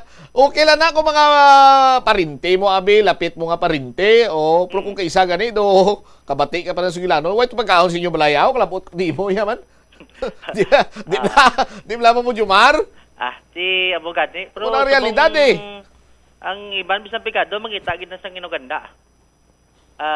Bubutsamp sa siyempre isa man na sa pamagi agud nga pasalamatan bala bisan ano kapigado sang pangabuhi bisan ano kamahal sa mga balalaklon, no? Kung siyempre makadawa-dawa ka sa tsimpo sang Disyembre, bisan pa paano do kasubong nga Thanksgiving mo ina pagpasalamat man ina nga makahuruhanda kadira bisan jutay lang. Daw dala tipon ka mga pamilya mo dati, tapos may tingob ka mo doon sa lamisa ho. Hindi naman siguro sanda na, kundi do dala ng labandeng. Bombo Sam? Ini si Bombo Jomar Consumo Villa. This is Bombo Radio Philippines, the number one most trusted source of news and information. Basta Radio, Bombo. Salamat kita, Bombo Jomar Villa. So, 500 pesos, makaigo sa aton sini nga mga kabumbo. Sobra pa gani akon kay may gabaligya gali spaghetti nga tag 80 pesos lang isa katabo. Abi ko ay isang spaghetti nga ginabaligya tag 80 pesos sa aton sini nga mga tagpalamati. Pero ti kung maghambal kaya nga maluto ka para sa damo nga tawo, no? Definitely hindi makaigo ina banwa sa aton sini nga mga kabumbo. Kag si DTI Chief Cristina Roque gin klaro nyo man nga pamangkot lang tuya sakon nga nagsabat lang ko nga ti sa family of 4 guro no? Makaigo siya sa aton sini nga mga kabumbo, no? Kag hambal sa nga DTI, ti bahala na yang tagsa ka pamilya kung paano nila i-selebrahon ang ila sining Paskwa, kung ano ka simple, kung ano ka extravagant, kung ang kilala ko pagani kung magarbo ang production o kung ano dira na no sa aton sinikaron niya nga mga kabumbo. 28 minutos na nakaligad sa takna sining alaw na pagbalik naton. Speaking sa mga bralaklon, nakimot kita, no? Pero ti counter-check ta ni karon kay do nag-opening kuno ang Iloilo Terminal or Iloilo Super, Iloilo Terminal Public Market. Tapos ang Iloilo Central Market nag-open man kuno. Tinagligad to dibla may soft opening basi subong hard opening na. Pero ang information ko mismo ang Local Economic Enterprise Officer do hindi imbitado. Magluwas sina ang mainstream media daw why ma-invite o wala gin-inform. Ang ara lang ko dito para nga mag-document ang mga mga vloggers. Sa aton sini nga mga kauturan. Anyway, suryanta na dugang driban sa aton sini pa nga pagpangalagan. Di ko magamo sina sitwasyon nga mainstream media why gin-imbitar. Nga mga to mainstream media malapta ka ramag. Duay man ang mainstream media ka palapta sang ramag. Nagka-cover man lang kita, no? Sa aton sini nga mga kabumbo. But anyway, istoryahan ta na karon. Do nagin-utan ko subong no? Do nagin-utan ko sang tsimpo sa aton sini mga kabumbo basta makasulapo ako sa mga kasubong sini mga balita. Ilabi pa mga why matapos-tapos nga mga proyekto, no? Or why matapos-tapos nga mga project sa aton sini mga kulturan. Do makaprimaha ko lang sa magluwas sina gaplanindog blahibo ko, no? Nag-inutan ako pero Ini na guro maglabot sa punto nga madagan ko si R. Basta dalang ko to ako mamatsag. Balikan tayo ni. Dugang sining mabalita ka impormasyon sa mamuha na isaw to pagkatapos sa pila ka importante nga mga paybalo. Pila ka brain benefit sa paghampang sini, kag kung wala ka nagahampang sini, umpisahin na. Sunod sa pagtuon ng paghampang sang chest makabulig likaw sa Alzheimer's disease. Bangod ang utok nagatrabaho kaangay sang muscle, nagakinahanglan ini sang exercise agud mangin healthy kag malikawan ang injury. Magluwas diri ang paghampang sang chest ang nagapa-improve man sang concentration, memory, creativity kag problem-solving skills kag napamatud-an man nga nagapaalam. Naga-subscribe bala ikaw sa mga serbisyo nga wala mo man ginagamit. Halimbawa, ang balayran mo na wala para nga makalantaw ikaw sang movies, pero sa tuod lang, wala naman ikaw tiyempo nga maglantaw sini. Hapos lang lipatan ang bulanan nga mga subscription sa streaming services kag mobile apps, kag wala ka lang nakadipara, ma-charge na ini sa imo nga bank account bisan nga wala mo man regular nga ginagamit. I-review gid ang imo nga ginagastuhan sa mga charges kaangay sini, kag ikonsiderar man ang pagkanselar sa mga hindi kinahanglanon nga mga subscription agod nga mas magamit mo ang imo kwarta sa mas kinahanglanon nga mga butang. Ini nga pahanumdom ang ginadulong sa imo sang the #1 and most trusted radio network in the country, Bombo Radio Philippines. Basta Radio Bombo! Yari ang mga simple nga pagi agod makakinot sang tubig. Magpamunyag lang sang tanom kon ginakinahanglan kag nagakadapat. Magtala na sang adlaw kag oras sang pagpamunyag sa mga tanom kag sundon ini. Bunyagan sa makaisa lang ang mga tanom sa sinang adlaw. Antes maglas 9 sa aga ang mas nagakabagay nga oras sa pagpamunyag agod nga mas makapanalupsop ini sa mga gamot kag mangin available sa bilog nga adlaw. Nagasala ka bala sa imo nga tulunan kag daw hindi ka makahibalo kung ano ang imo nga unahon? Kung magtuon ikaw, siguraduhang anay nga nakakaon ikaw sang maayo, agud nga maka-function ang imo nga utok. Kung gusto mo ang snack, siguraduhan man nga na-preparar na ini antes pa man ang imo study time. Bangod basi, mawili ikaw sa pagkuti sang imo nga pagkaon kag ma-distract ikaw sa imo nga tulunan. Siguraduhan man nga tapos na ang imo nga olobrahon sa sulod sang balay para nga makalikaw sa interruption kag para sigurado naman nga maka-relax ikaw kung matapos mo na ang pag-review. Ini nga pahanumdom ang ginadulong sa imo sang the #1 and most trusted radio network in the country, Bombo Radio Philippines. Basta Radio Bombo! Yari ang mga household level fire safety measures nga dapat tandaan agud makalikaw sa sunog sa balay. Hindi magbutang o kung magtipon sang flammable substance o kung chemical nga makatugas ang sunog sa kusina o kung sa sulod sang balay. Ipalayo man sa mga kabataan ang pospro kag lighters. Patya ang kalayo kag baga matapos ang pagluto sa kusina. Siguraduhon nga wala nagasungaw kag pirmi limpyuhan ang mga kerosene kag gas stoves. Tandaan, ang paglikaw sa sunog sa sulod sang balay, responsibilidad sang bilog nga pamilya. Ang kalibutan ginakabugusan sang 71% sang tubig o kun kadagatan. Kag ang kadagatan nagabulig sa pagtugas ng tubig. Plus wala di Iloilo, Billboard of Activities for November 23 to 29, 2025. Rock music is their game and Valhalla Band is their name. Updan naton sila sa isa ka great rock entertainment sa ining Nobyembre 29, Sabado, sa concert at the Plaza. Magasugod alas 6 sa gabi. Sa tion sa musical show, napulo ka mga matahom nga plaswala di Iloilo Special Edition Mugs kag madamo pa nga iban ang iga-paraffle sa masuki sang plaswala di Iloilo. Sa November 30, Domingo, ginagdang tanan nga mangin kabahin sang Eucharistic celebration nga paghiwaton sa latolda sa mga adlaw alas 11 sang aga. Sa tion sang Holy Mass, ipangamuyo nato sa Ginoo nga padayon nga i-remind ang lideres ang aton pungsod nga ang ila power is meant to uplift the lives of the common people, not to destroy it.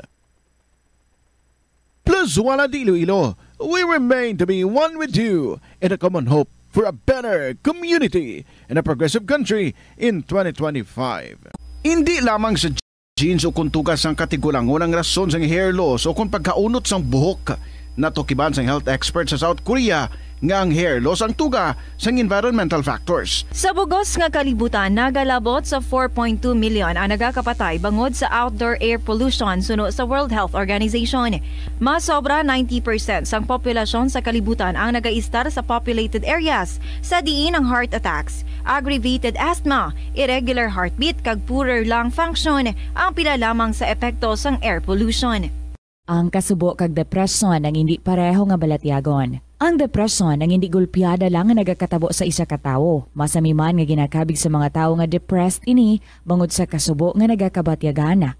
Ang kasubo temporaryo lang nga nagakabatyagan sang tawo kag masami nagadugay sang pila lang ka adlaw. Samtang makabig naman nga nag-experience ikaw sang depresyon kung masobre na sa 3 ka bulan nga nagabatyag ikaw sang kasubo. Importante nga mahibaluan ang mga naga-trigger sa nga mga balatyagon agud nga mahibaluan kung paano ini nga bulngon. Sa pagbugtaw mo sa Bombo Radio Iloilo, Philippine Standard Time, 35 minutos na nakaligad sa takna sining launa. Balik na diri sa pagpangalagad sa Bombo Anay sa udto sa DYFM Bombo Radio Iloilo. Antes ko mag-commercial break, medyo nagpalang hugot naman di ako ng ulo, ingenero. Gusto ko malipay para nga mag-us-usan na yung kaking ko, bla? Di bla? O, mga award kita, nay. Magluwas ng winner naton, si nanay Ari na Dre. No? Gayom-yom na si nanay. Dahil kinay kay may lawagon ako. Kita mo, kuti na kayom, kita tanan. Standby, anay! Sa aton, sini mga kabumbo, standby. Pero grabe, nagsiklaway ko, ingenero. Di ginano ko lang. Ginapalipay ko lang kung ko para nga hindi ko magsagad ka pinangakig diri karon. Sus Maria kagusip. Are, limited edition nga radyo winner naton. Stand by.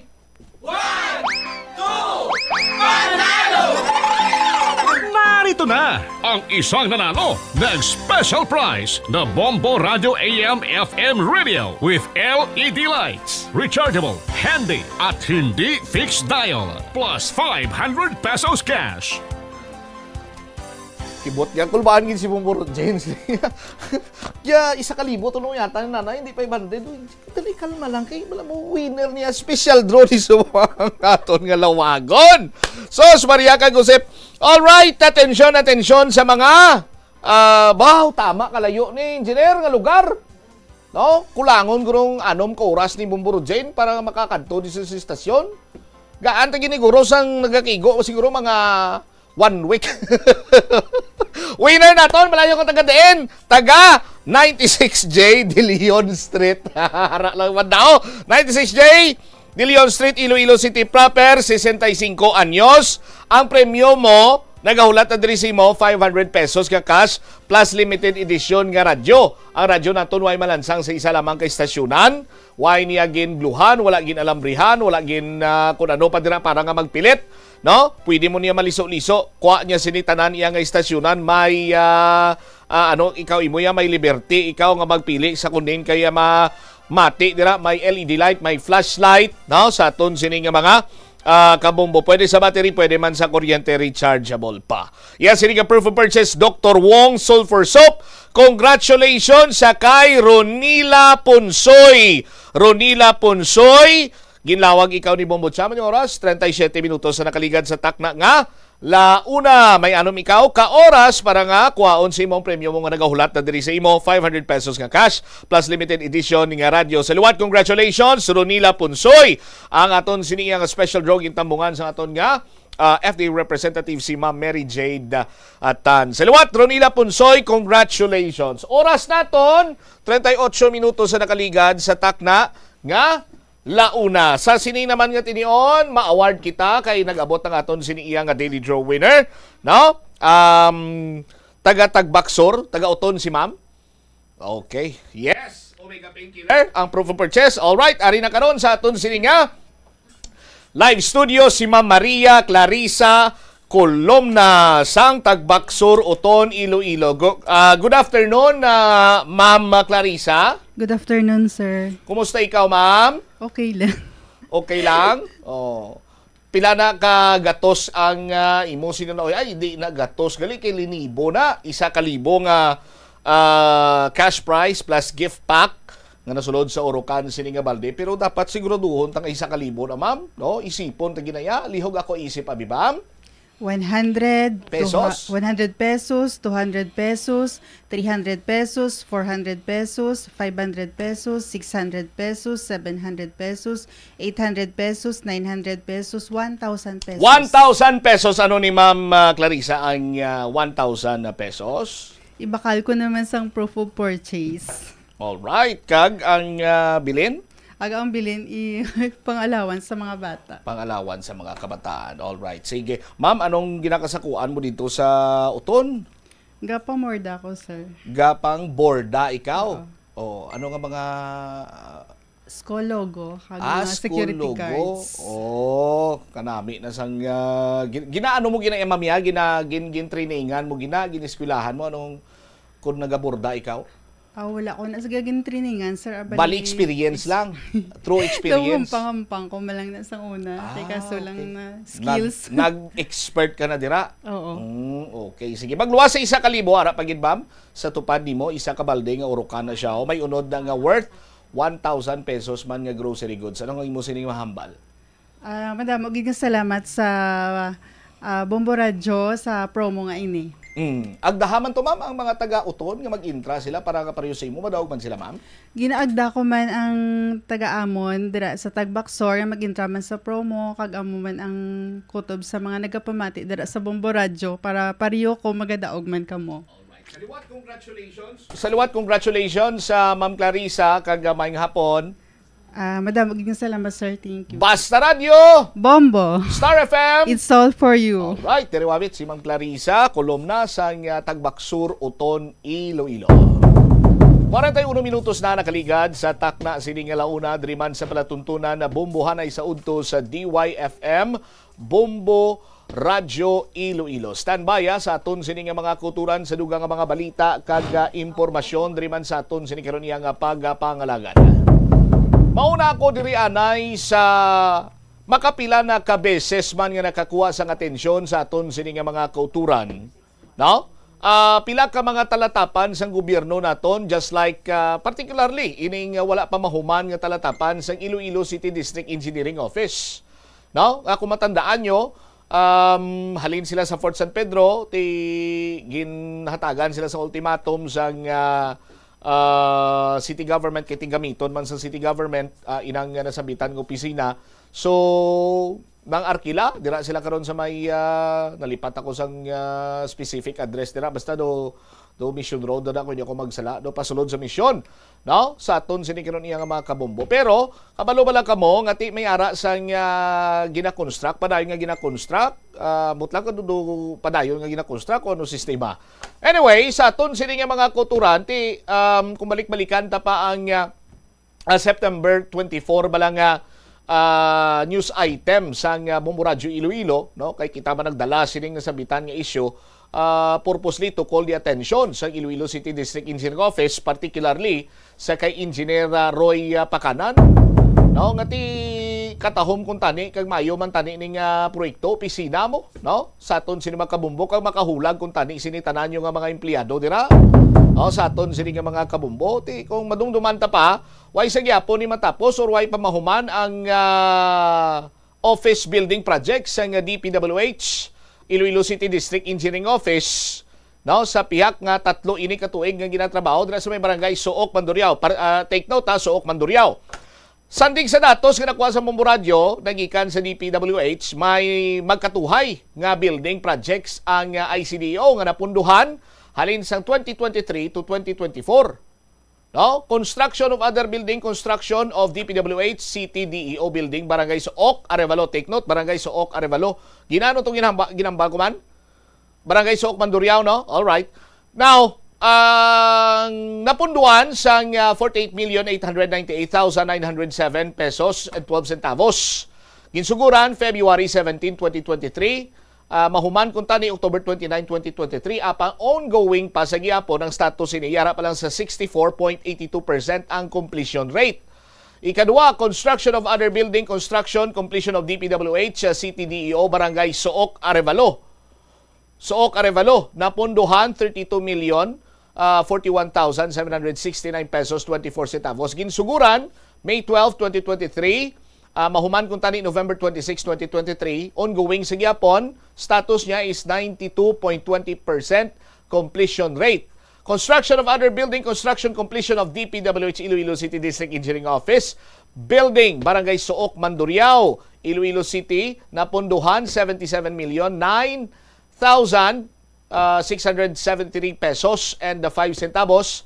Ginsuguran, Pebrero 26 tuig 2024, mahuman kung tani Disyembre 28 tuig 2024, apang 49.47 completion rate ongoing ang status siya sini. No? Sa aton sini nga mga kabumbo. Talupang doon nga may pagbago sa lokasyon sa proyekto. Sa diin 2023, sandig sa datos, ara sa Suok Arevalo, apang sa 2024, nagkanto siya sa Suok Mandurriao. Ginkatuan kini isang Bombo News Team no ang nasambitan siniyang proyekto gud makumpirmar kung sa diin gimambala nga lugar nagatindog ang nasambit sini karon nga mga proyekto. So sakop ini sang Suok Mandurriao. Sa kabilugan ang mga proyekto nga napain masobra 150 million pesos no nga pondo sa aton sining mga kabumbo. Magluwas sa office of the building or office building, may isa pa nga proyekto nga quality assurance building nga ginsuguran sa 2024, napunduan liwat sa 2025 apang nagapabilin nga wala sa gyapon mahuman. Amo ni siya mga masunodo, construction of other building, construction of DPWH, Iloilo City District Engineering Office, quality assurance building, Suok Mandurriao, 39,099,649 pesos 11 centavos. Human, Pebrero 15 tuig 2024.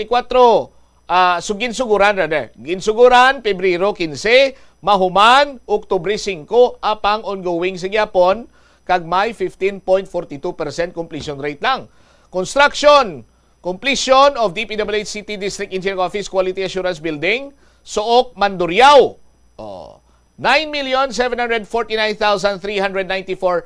pesos and 28 centavos. Ginsuguran, Pebrero 20 tuig 2025, kag nahuman, Oktubre 26, or mahuman, kuntani, October 26, 2025, apang yara pa lamang ini sa 56.89% completion rate. Ang kabilugan sini nga mga proyekto is worth 48 million pesos. Tanan nga proyekto, yara sa idalom sang kontrata sang AD Pendon Construction and Supply Incorporated. Anong ara sa AD Pendon Construction and Supply Incorporated? No? Anong ara sa AD Pendon? No? Sanaol, no? Sa aton sini nga mga kabumbo, makambakaw Sanaol. And sa Sanaol nga ina, do Sanaol, tanan sini nga proyekto nga ara sa idalom nila do kontrobersyal. No? Sa aton sini mga kabumbo, pati sa mga kabanwahanan to. No, sa aton sini nga mga kabumbo, no? Sa piyak sang lain-lain nga proyekto, isa lamang ka 5-story building ang makita nga ginapatindog sa lugar.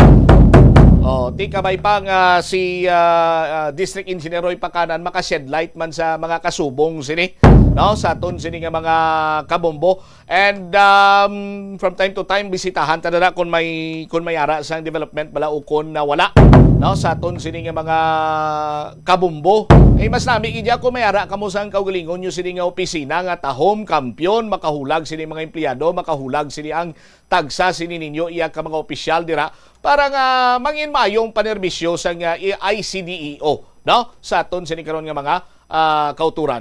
Nagtilaban-laban gusto man guro ni sang halos tanan nga mga empleyado nga makasaylo dito sa Oka. No, magluwas lang kung layo-layo ikaw ay maligban gagin pasuok mo ya. For example, taga Lapas kayo, kung taga Haro ka, susuok ka pang bisina.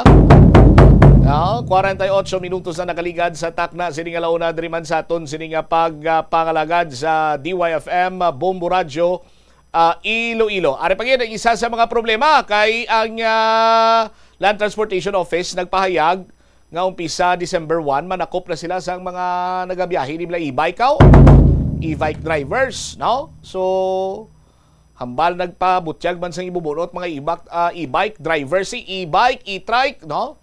Sa aton sini mga kabombo, ang ila sini hambal bawti madulaan kami sang palangabuyan, no? Kag sa ila sini ang paminsaron ginahinga bot sila tungod hindi makwartahan sang gobyerno. Unang nagadlagan sa paminsaron sa aton sini nga mga kuturan. I-check naton ang follow-up report kaupod sa kay Bombo Brian Gonzales. Ano ang latest sinadri sa aton sini karon nga pagpangalagad diri man sa palatuntunan na bombohanay sa udto. Standby aran sa Bombo Brian. Check ta. Okay. Philippine Standard Time, 49 minutos na nakaligad sa takna sining launa diri sa pagpangalagad karon sa bombohanay sa udto sa DYFM Bombo Radio Iloilo. Pila sa mga kauturan naton ginabalikan nilang diskusyon tatublaw. Ginabalikan nilang diskusyon ta may kantanan sa sining 500 pesos. No? 500 pesos nga budget. Ti hambal sang isa ko ka kila bata ni ka, no? Bata ni ka hari. Hindi ko lang pag-mention kundi nga lugar. Basta bata ka hari. Sinya, Bombo Cha, my friend.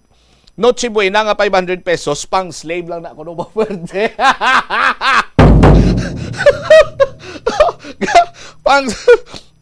Okay? Ang mambutsaman ko, tabi ko ng mga diskaya, mapaigo nilang 500 pesos. Siguro mag-Noche Buena, guro yung mga diskaya, mga 500,000 guro na iya. 500,000 first day of December.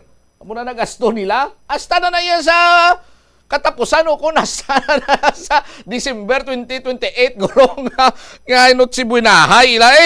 Sa aton sining mga kabumbo.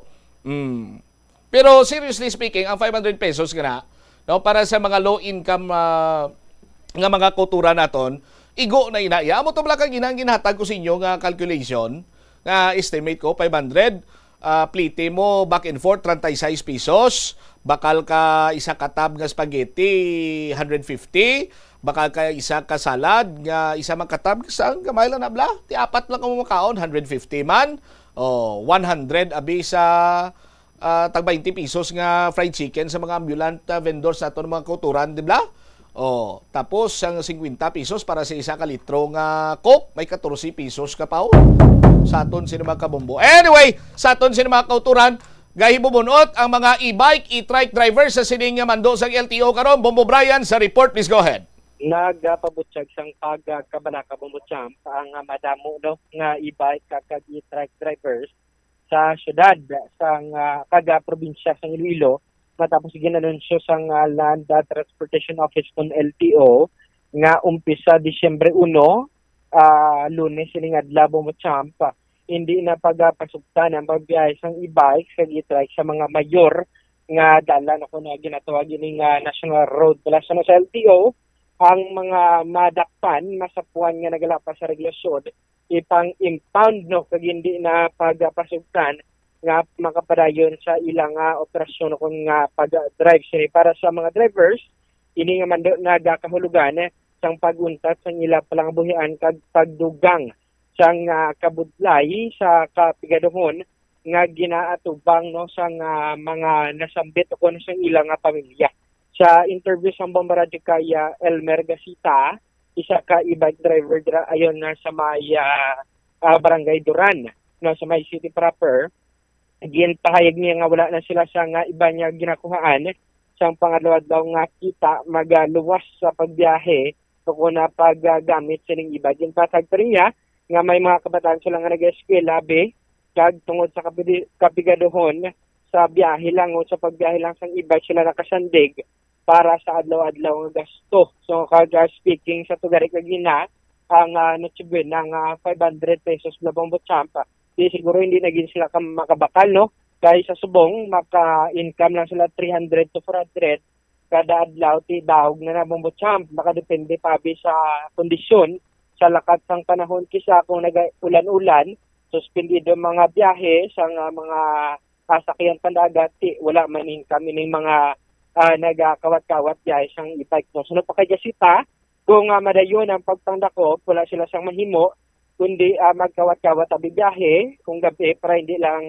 magutman ang iya pamilyagin. Pahayag man sa pila ka drivers nga sa ila iya pananaw, ginahingabot sila sang gobyerno tungod hindi sila makortahan pareho sa mga traditional nga tricycle drivers nga nag-apply abiya sang prangkisa, registration kaga iban pay mga papeles, insurance sabi sa local government unit kaga sa mga iban pa nga opisina sang gobyerno. Yari bla pamatian naton sang mga pakigangutan sang Bombo Radio ang pahayag ni Elmer Gasita. Kagabiyay ko pero dito lang sa sulod. So diri wala ko ligan. So diri may gina Ulat lang ko. Sir, kung mawala ni Gidman sa mga national route, hindi na natin kagwang e-bike mo? Hindi na eh. Dito ka na lang. Oo. E paano yun na sir? Mga pasiro mo to? Okay man na. Why man eh. Why na eh. Magutuman na ni pamilya tayo. Maga muna. Why? Maglawa sa e-bike sir? Wala ka e-bike niya ako? Why na? Muna gindi. Ano ni sir ang e-bike mo? Imugid ni? Hindi na, kilaan ko lang. Martilado pa na. 170. Ang adlaw? Ano oras ka-start yaing? Aga pa eh. Mga oras? Alas 6. Tapos hasta oras na? Hasta alas 5. Sa hapon? Oo. Ano ginabalik niyo man yung unit? Oo, yung nag-ray. Oo. Mga pilang income mo sa kadlaw? Way mga players, may 400, 500. Tawag na na? Oo. I mean, limpyo na na? Hindi pa, mabayad ka pa kila. Mabayad ka pa? So, di anong mapanawagan tabi sir sa gobyerno? May sarang mapalambot huli gabi sa inyo? Way man talagyapon mimo. Kaya hindi na nila makwartahan. Bala man gobyerno tadi. Ang hindi makwartahan, hindi sila ano kung makwartahan. Dasig na sila. Di anong reaksyon mabi nga kamo ko nung hari abis karasada mo? Ang dito yung pasaway sa downtown eh. Amo na ito yung hari. Pero hindi man tanan? Hindi man tanan. Iba niya ga one way, amo na damay iban. Pero riya way ni registro, lisensya way niya tanan. May insurance, way. Nabat ka na Bombo Champ ang pahayag no, ng e-bike driver, si Elmer Gasita gani. So ang tinutuyo sa isang LTO, sang regulasyon ng magatag sang seguridad gidman sa dalan kag magpahamtang sang patas ng sistema sa mga tricycle driver yang Mano kuno maapektado ila pala nga buyan mo Brian? Kamagyan Bombo Champ. Maapektuhan kuno ila pala nga buyan kung dulaon sa LTO kung hindi na pagpatugutan sa LTO nga magbiyahe sila? Yes, correct. Nga kuno ako? Wala sila iban nga plangabuhian, mulang gibna. All right. May ipamangkot lang ko kung may mga nagapamati nga e-bike drivers. Ginbalikid sini nila or nakaagi man bala nga nakapaminsar sila nga kung magdamong e-bike, ano nga mga kasubong sini nila nga mga driver ang lubos nga piktado? Tricycle driver. Oh. Napaminsaran man nila sadto nga paggwa sa mga e-bike. May e-bike na biyahe kay puga-puga lang ta. Pero noong una nila nga ginpatay ang mga kasubong sini nila nga mga nagabiyahe, no? Nga hindi iya kasarang magbakal sang e-bike. O pinatay nila ya ang palangabuyan sa mga tricycle driver. Nga tining mga tricycle driver, di balaya may mga prangkisa ni sila or may mga ginahikot ni sila yan sa may City Hall para nga mahatagan sila sa nga ruta kag panugutan sila iya nga makabiyahe. Bombo Brian? Yes, correct na po Champ. Kung mahambal sila nga amo na mapatay ila sinigang palangabuyan, pero naminsar man sila bla sadto nga ang pinatay nila nga palangabuyan ang mga tricycle driver kay tindo ilisipon na lang nga naga-tricycle subong kay kalabanan nag-e-bike na. Well, correct mo na Bombo Champ kay may pipila pa man kita nga makita nga mga sika driver pero gamay na lang gid. May mga Bombo Champ nga halin man sa City Hall Abe sa LGU pero kung matigayon gid man ibang Bombo Champ ang pagpangdakop ini sa mga law enforcement naton.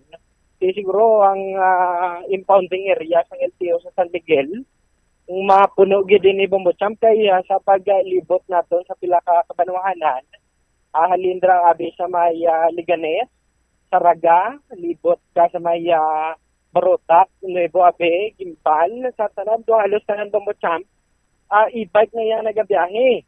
Wala ka na may makita nga mga sikat dyan no Bombo Champ.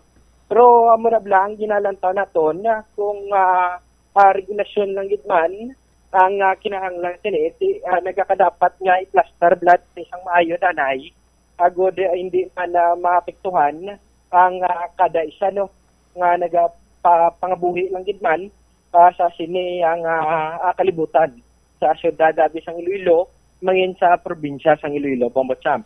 All right. Ini si Bombo Brian Gonzalez and this is Bombo Radio Philippines, the number one, the most trusted source of news and information. Basta Radio, Bombo! Salamat kid Bombo Brian Gonzalez. Ano naman, sa monitor ko di sa sulod, o kung na monitor mo, dagasuro man, o kung sa ako nang nadiya. Buwas islang isang digital, ang touchscreen ng radyo rin, parang way suro. Anyway, sa aton, sini mga kabubuantis ko magtakop, nag-gather ako sa information regarding sa ginapayag opening sang Iloilo Central Market and Iloilo Terminal Public Market. Now, ang information nga nakalabot sa akon, opening sang mga stores nga iya ka SM, no? Sa aton sini nga mga kabumbo, no? Okay. Grocery store ko, no?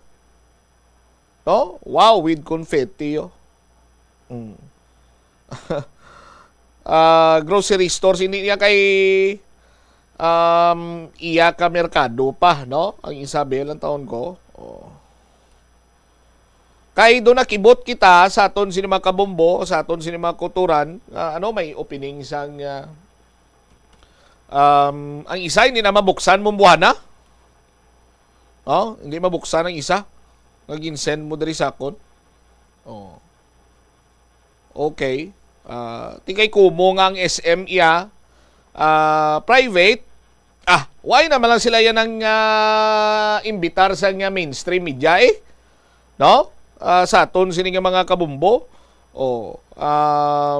May opening sila. Kay kumo ila opening, ila man yung imbitar. Sa aton sini nga mga kulturan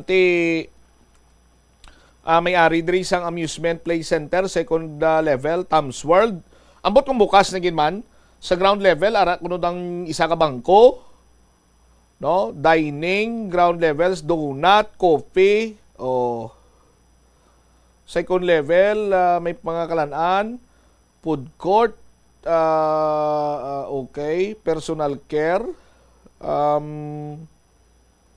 ang fashion apparel, okay, may mga kapihan, services, all right. Sige. Umugi man na. So iya gali niya opening ko no sa aton sini mga kabumbo kay nagapamangkot ang pila ka mga kultura naton sa aton sini nga mga kauturan. No, pero sa gyapon private public partnership nimo sa aton sini nga mga kabumbo, no? Sa aton sini mga kulturan sila lang yan nagbukas dira, way kitag palukon base kung may mga ginatago dasla, no? Sa aton sini nga mga kulturan, but anyway, ang importante man lang sinadreya banwa nga bukas na kag may padulungan ang mga kauturan naton dira. Ina kung bukas na gid man sa aton sini mga kabumalang-ala na ginaton sini nga tsimpo. Anyway, tugyan tayo ang iban sini mga balita kag impormasyon tugyan naton sa iban sini News and Public Affairs program sang Bombo Radio Iloilo. No? Standby sa kapon lamang program ko po naman sa kay Tita Regine. Inis Bombot siya, Mablanco Vergabilin sa imo sang mananay nga hapon. May God bless us all. Para sa the number one and most trusted source of news and information, Basta Radio, Bombo! Sa pagbugtaw mo sa aga, cold baladayon nga tubig ang imo ginainom? Ay, dali lang. Wait a minute. Para sa ininit. Suno kay Dr. Deborah Weatherspoon, isa ka advanced practice nurse, mas maayo nga mag-inom sang alabaab nga tubig sa aga. Paathag ni Weatherspoon, iniya nagabulig sa lawas nga magpagwa sang toxins kag naga-improve sang imo blood circulation. Sa mga babayi, ang pag-inom sang alabaab nga tubig ay nagabulig man kung ikaw nagasuprer sang period cramps. Hindi ako Kada 39 segundo, may isa ka tawo nga nagakabiktima bangod sa paggamit sang computer. 8 ka milyon sa kada tuig ang ginaatake sang hacker. Likawan ang mangin isa sa biktima, mangin mahinalungon sa mga ginapanghatag nga impormasyon, protektahan ang kaugalingon, paggamit sang internet pasangkaron. Ini nga pahanumdom ang ginadulong sa imo sang the number one and most trusted radio network in the country, Bombo Radio Philippines. Basta Radio, Bombo! Ano bala ang dapat tandaan sa tion nga magbiyahe agod mangin hassle-free ang bakasyon? Yari ang pila ka mga tips. Una, i-check ang health kag travel alert sa napili nga mga lugar. Ikadua, magpili sang safe nga accommodation. Mag-research ka magbasa sa mga reviews sa napili nga lugar antes mag-book. Ikatatlo, siguraduho na nga may nagagana nga mobile phone. Ang tanan nga mga upod agod mangin mahapos ang komunikasyon sa tion nga madula o kung kinahanglan nga magbulagay sa dalan. Be prepared in case of emergencies. Siguraduho na nga may backup nga emergency plan nga may medical reimbursement sa tion nga may maospital bangod sa aksidente. Ini nga pahanumdom ang ginadulong sa imo sang the number one and most trusted radio network in the country, Bombo Radio Philippines. Basta Radio, Bombo! Panugyan na rin sa eksperto kung kwarta ang paghambalan. Apesar limitado ang imo abilidad nga mag-invest, ang gamay nga contribution sa investment accounts ang makabulig sa imo nga maggamit ang earned money nga maka-generate sang dugang nga income. Ikonsiderar ang pagbukas ng retirement account o kung iban nga investment account. Ini nga pahanumdom ang ginadulong sa imo sang the number one and most trusted radio network in the country, Bombo Radio Philippines. Basta Radio, Bombo! Yari ang mga simpleng nga paagi agod makakinot sang tubig. Tinguba ang mga lalabahan kag tinguba man ang pagpanglaba. Ang pagpanglaba sang isa ka bes sa isa ka semana ang nagakinot sang naglabot sa 50 litro sang tubig. Kung nagagamit sang washing machine, iset ini sa mas manubo nga wash cycle. Makakinot ka na sa tubig, makakinot ka pa sa enerhiya. Nga ginadubilian ang iligal nga droga. Makamamatay. Ang nagagamit sang shabu posible mapatay tungod sa cardiac arrest o kung hindi gani tungod sa drug overdose. Makaguba sang lawas. Makadulot ini sang pagkaguba sang kidney o kung pag-angkon sang hepatitis. Posible man nga malatnan sang acquired immune deficiency syndrome o kung AIDS. Maglikaw sa iligal nga droga para sa matawhay kag malinong nga komunidad kag pamilya. Yari ang mga simple nga paagi agod makakinot sang tubig. Kaayuha ang mga taga sa tubo o kon hose. Hindi tanan nga taga sa mahapos kagilayon nga makita tungod ang mga tubo o kon hose ang nakalubong sa duta o kon semento nga bahin sang balay. Kung magsigi ang mga tagas nga ini, mahimo nga magalabot sa 10,000 ka litro sang tubig ang mausik sa isa ka tuig. The Farmers Bazaar, your traditional public market with the touch of Plazuela Dos, ang isa ka lugar nga gintukod sa tion kag sa kasagsagan sa COVID-19 pandemic nga may tinutuyo nga maghatag sa imo sang safe marketing experience. Subong nga ang COVID-19 hindi na gid man dako nga pamahog kag nagapakadto na kita sa next normal. Rest assured nga ang Farmers Bazaar will further evolve agud nga magpadayon sa paghatag sa inyo sing satisfying marketing experience. The Farmers Bazaar. Sa lower level, tara na pahamtang ang fish, poultry, kag meat section.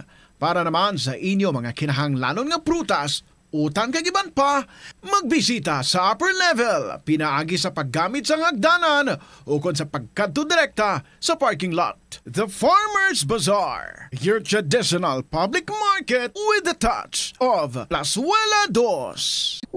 sa sang adlaw nga ginapili ang mga aksidente. Gani ari ang mga tips nga dapat tandaan sa tion nga nagamaneho. Una, regular nga i-check ang kondisyon sa salakyan, lakip diri ang tire pressure, bastante nga oil kag brake fluid, kag ang side mirror ang dapat nga yara sa insakto nga anggulo. Siguraduhon nga hugot pa ang mga breakers kag matinlo ang air filter. Ikaduha, mag-seatbelt apisar malapit lang ang kaduan. Ikatatlo, mag-signal sa tion nga nagaliko. I-on ang signal light kung ikaw ang yara sa ginabanta 300 katapaka halin sa imo likuan. Ini nga pahanumdom ang ginadulong sa imo sang the number 1 and most trusted radio network in the country, Bombo Radio Philippines. Basta Radio Bombo! Yari ang mga simpleng apagi agon makakinot sang tubig. Hindi mag-shower o kon maligo sang malawig. Sa sulod sang panimalay, kalabanan sang tubig ang ginausar sa pagpaligo. Nagalabot sa 24% sang tubig sa panimalay ang natigana sa pagpaligo sa mga miyembro sini. Ang pagpanubo sang tiyempo sa pagpaligo sang 2 ka minutos ang makabuhin sang 30% sang ginakonsumo nga tubig. Maggamit sang shower timer o kon mag-set sang alarm sa imo cellphone kag ilimit lamang sa 4 ka minuto ang pagpaligo. Kung nagagamit sang shower kag nagahulat pa sa pag-init sang tubig, saluda sang balde ang nagailig nga mabugnaw nga tubig kay sarang paining nga magamit. Paano ipabilin nga matinlo ang ginakaon nga mga prutas kag utan? Dapat nga regular ang paghugas sang kamot nga may habon sa sulod sang 20 segundos bag-o kag pagkatapos mag-uyat sang anuman nga butang. Hugasan sa maayo mga prutas kag utan gamit ang tubig bago ini kaunon o kun isimpon sa ginaluto nga pagkaon. Likawan nga maggamit sang habon o kun bleach o kun anuman nga kemikal sa paghugas sa mga ini. Lutuon sa maayo ang mga utan agud mapatay ang mga mikrobyo nga nagatapik diri. Kung ikaw may ubo o kun sipon, mas maayo nga itugyan na lang sa iban nga miyembro sang pamilya ang paghanda sang pagkaon agud malikawan ang cross-contamination. Ini nga pahanumdom ang ginadulong sa imo sang the number 1 and most trusted radio network in the country, Bombo Radio Philippines. Basta Radio Bombo! Kadungan sang pagtigulang, nagataas man ang risgo sang vitamin deficiencies nga nagatugas sang physical kag emotional changes. Santo sa isa ka scientific study, ang B vitamins ang importante agud nga mag-function ang body cells nga nagabulig sa metabolism, paghimo sang bago nga blood cells, kag nagabulig sa pag-maintain sang healthy skin cells, brain cells, kag body tissues. Magluwas sa supplements, lakip sa mga pagkaon nga bastante sa vitamins sa moang karne, whole grains, prutas, gatas, cheese kag mga ulutanon. Nagabulig sa paglikaw sa nanuhay tuay nga balatian ang simple nga pagkaon sang citrus fruits kaangay sang pomelo nga puno sang powerful immune boosting antioxidant. Ang pomelo ang puno man sang lycopene, isa ka anti-inflammatory, anti-aging antioxidant nga nagapanami sang supat. Ang duga naman sang panit kag dahon sang pomelo ang natukiban nga makapatay sang cancer cells kag nagapalikaw sa Ito ang Bombo Radio Philippines. Fully digitalized. Numero 1 sa balita, komentaryo, drama at serbisyo publiko.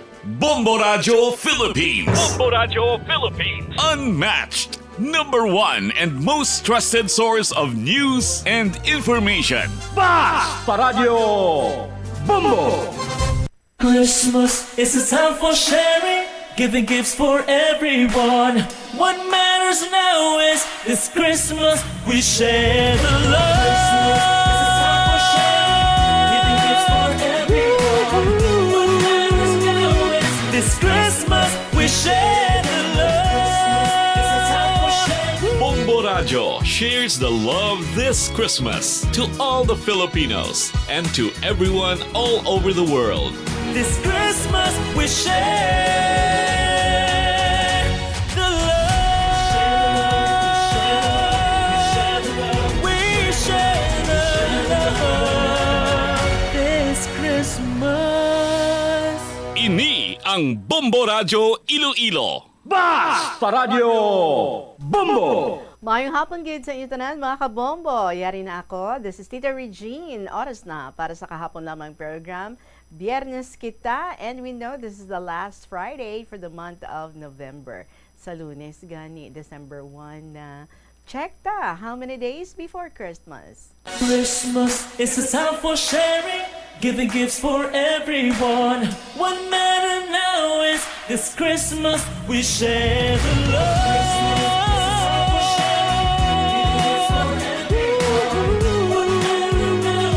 This Christmas we share the love.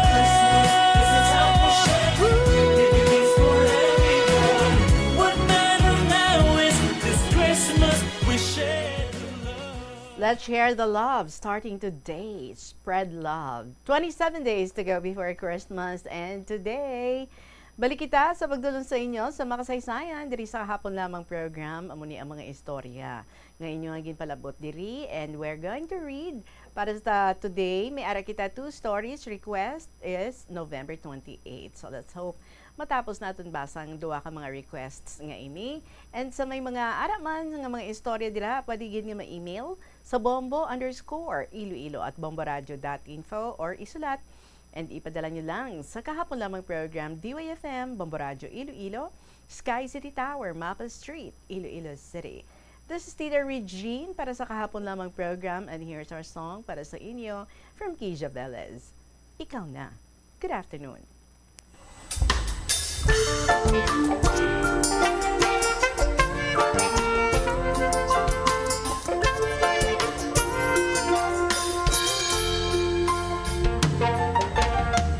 Ito ka na naman muling kumapatok sa aking puso. Pag-ibig na kay kulito, puso tila di ka na bago. Di sa pinagkakait, maligayang minimithi. Ayoko lang masaktan ka muli at bumalik sa pagkakasawi. Eto'y abay alam mo, kita espera. Di ko razon. Eto'y abay alam mo, kay Dalia. Inspirasyon na vida. Kung ko'y daw era ko, mi corazon contigo tama.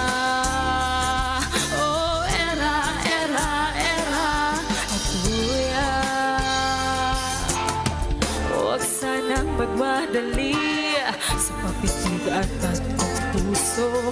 Pagbubuksan kita muli, sana'y bumalik ng iyong ngiti. Eto'y abay alam mo, kita espera. Este mi corazon. Eto'y abay alam mo,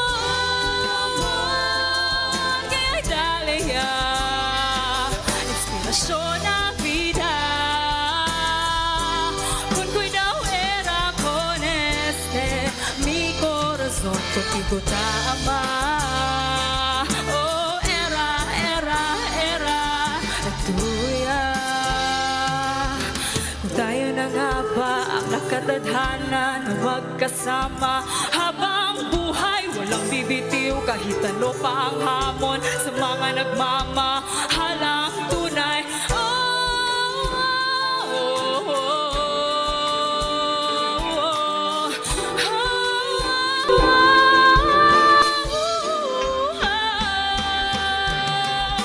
Ikaw na nga bang pag-ibig nang hinihintay ng puso ko? Ikaw na nga bang pag-ibig na magbibigay ligaya sa buhay ko? Ikaw na nga ba? Ikaw na nga ba?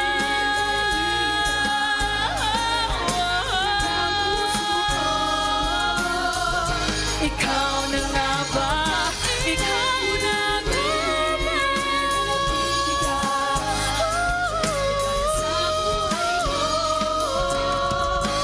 Alagaan mo sana ito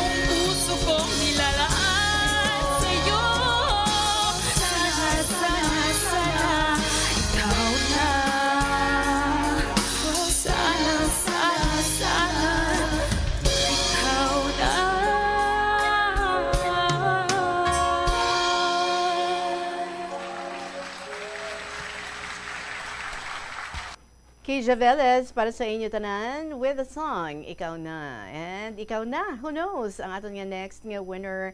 All you have to do is share your story diri sa kahapon lamang program. That's so easy. So just find time, sit down, and then sulatan yung mga istorya, and then you can email sa bombo_Iloilo. Sorry. bombo_Iloilo at bomboradio.info or sulaton sa gihapon na ipadala lang. Sa kahapon lamang program, DYFM, Bombo Radio Iloilo, Sky City Tower, Mapa Street, Iloilo City. 20 minutes after 2 o'clock, may breaking news kita. Nga igadulong sa inyo, nagikan sa newsroom, former DP, okay, sige, wait lang ko, no. So kung wala pa, in just a little while, no, anytime, pasudon naton ang ini nga breaking news nagikan sa aton nga news department. Anyway, si Gwen sang 4th District ang aton nga scheduled to be interviewed tomorrow. Ang aton nga winner last week. Gwen, nag-email ako dira sa imo. I hope na open mo ang imo nga email and then you saw ang akon dira nga message para sa imo. I am just inviting you to be here, boss. Saturday before 2 p.m. kadto ka diri sa station, ma-interview ako sa imo. Pa-Xerox ka na nga daan sang imo nga ID 2 copies. Ready na? If not yet, ma-proceed ako sa pagbasa sa aton nga makasaysayan para sa sininga hapon. Unang sulat, ginapadala diri sa aton ni Jerry Daclud Biuna. Dearest Tita Regine.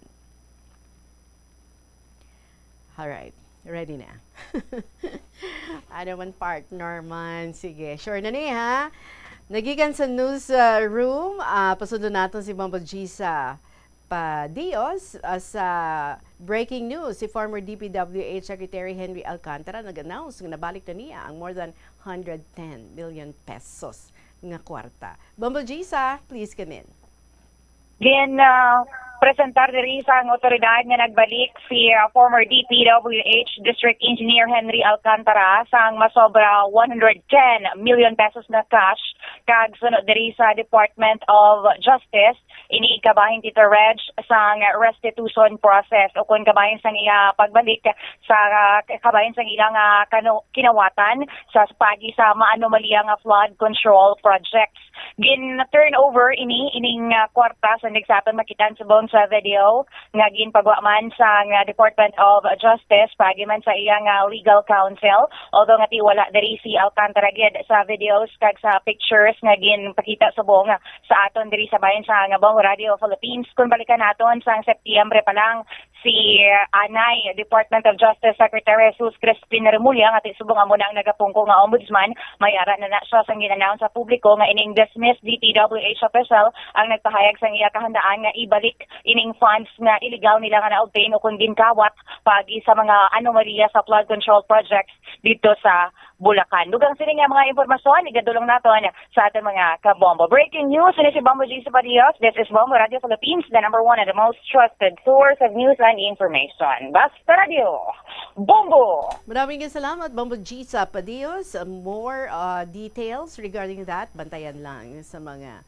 public affairs programs diri sa Bombo Radio Iloilo. Alas 2:22 ang aton nga oras. Kagbalikan taman ang ining sulat diri sa aton ni Jerry Daclud Biuna.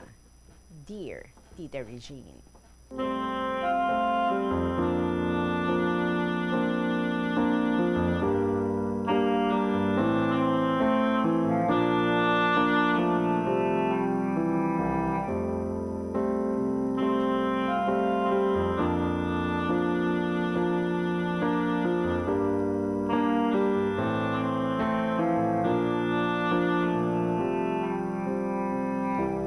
Kindly read the message from my deceased wife, composed through my thoughts on November 28th, and that's today. As November 30 will be her birthday. Ang full name niya is Mireya Teresa Andrea Concepcion. Mireya, after her mother. Teresa, after Saint Therese of Feast Day, November 30. Andrea, after Andres Bonifacio, November 30. Concepcion, she was conceived at Concepcion, Romblon. Her nickname, Dixie. Thank you. Salamat sa tanan ni Dixie Biona. Madamo nga salamat, mahal nga Ginoo, sa paghatag sang kabuhi ko. Sa akon pinalangga nga iloy kag amay. Salamat sa pagpadako kag pag-ubay. Ang akon kabuhi maduagon, kalipay, upod mga palangga nakon. Si Sir, kabataan, kag 8 ka mga apo, pamilya kag kaabyanan, ara sa dughan ko. Sa akon mga isig kapareho, kung may kakulangan man ako, katawhayan, kung ako pangamuyuan, pasaylo sa inyo nga tanan. Pagpalangga akon nga balunon, tanan nga pagulikid akon handurawon. Mga pagdumdum, akon kahidlawan, tanan ina, dili ko gid malimtan. Pag masakit, ginatubang ko, tanan nga kasakit, ginantos ko. Ginsalig, akon mapadulungan lamang, sa Ginoo nga ako bugayan. Ang nangin balatian kuno nakon, sa puwak nga nagbanog kag na infeksyon. Mga dugo na simbugan, madamo nga plemas, sa akon timbang nga baga nagdaganas. Tuslukan sang injection, pasulod bulong, sa pagkamahal tanan kon pangbaklon. Kung sa butika sang hospital, wala didto pamangita kag bakal sagwa. Sa pagsugod ilis sang dugo nakon, halos adlaw o kun gabi ako sa dialysis room. Kung maglapuyot ang dugo or dili mayo ang tayon, ilisan dugo o kun parte sang aparatos dayon. Para kasulod hangin sa puwak, gintubuhan, may tion hangin nga gasulod alang-alang. Inoras, bilog nga gabi, lagas ginhawa, korazon ko nga budlay sang sobra. Nagantos sa kada pagkaon, napaagi lamang sa akon ilong. Sa pag-inom kasubong man, pila ka lagok gid lamang. Sa akon pagpangihi, may tubo na angot, sa puyo nagaagay didto. Sa pagpamuhin, lubos nga pasensya, pila ka tawo ang nag-agwanta. Kailo ko nga tingog sadto, sungaw na, dili mahangpan pamulong ko sa ila. Gawakal, apang wala gwa sang tinaga, makumod, tulok padalom na lang mata. Kun barokuyon kag dili makaginhawa, gabara plema, malapuyot o kun mala. Pasuyupan sang tubo sa puwak, masubrahan, dalom ako gasulugak. Plema so kun dugo pagwa, madala, halos ikahunos sang akon ginhawa. Magasulhay ang akon pamatyagan, paglipas pila ka oras, mabalik naman. Sa adlaw gabi nga higda, buli na pilahan, kay wala man kami ginpanugyanan, panit ko napalok kag nagdinugo, mahapdi katama kun ako iliso-liso. Kun ginhawa ko daw mahunos, mapaaso aga kag hapon halos. Ang pag-x-ray halos kada adlaw, gulpi nga silak, mabatyagan kasilaw. Akon kailo nga baga kag korason, sa paglagas paginhawa sila lapyoon. Bukas ang akon baba, sige ginhawa, sa masami, tubtub maagahan pa. Tanan nga mga panugyan sa akon, ginhimulatan ko nga tumanon. Sa kada pagpiyong, mga matanakon, hapula sa batiis, nagpasalig sa akon. Sa kada tusok sa mga dagom, kasakit, ako lamang wala gapahilom. Naglagob mga kaugatan kag kaunuran, halos kada adlaw sang dugo pailigan. Makapito ako na hunusan ginhawa, korazon ko sa kalapyo nagbatsyag na. Apang sa sampaton nga pagtinguha, korazon ko nagbomba, baga naginhawa. Sa kahimtangan ko mapuli na lang, pag-antos ko dili na maagwantahan. Tungod sa tuman nga kabudlay, wala man gamit medical sa balay. Sa duha ka bulan ko sa balay bululngan, ako nalatnan, duna didto mga balatian. Sa dili paghalong sa mga natungdan, akon mga balatian, naglala kag dugang. Sa paghilapit katapusan kabuhi ko, labi nga pagpalangga na batyagan ko.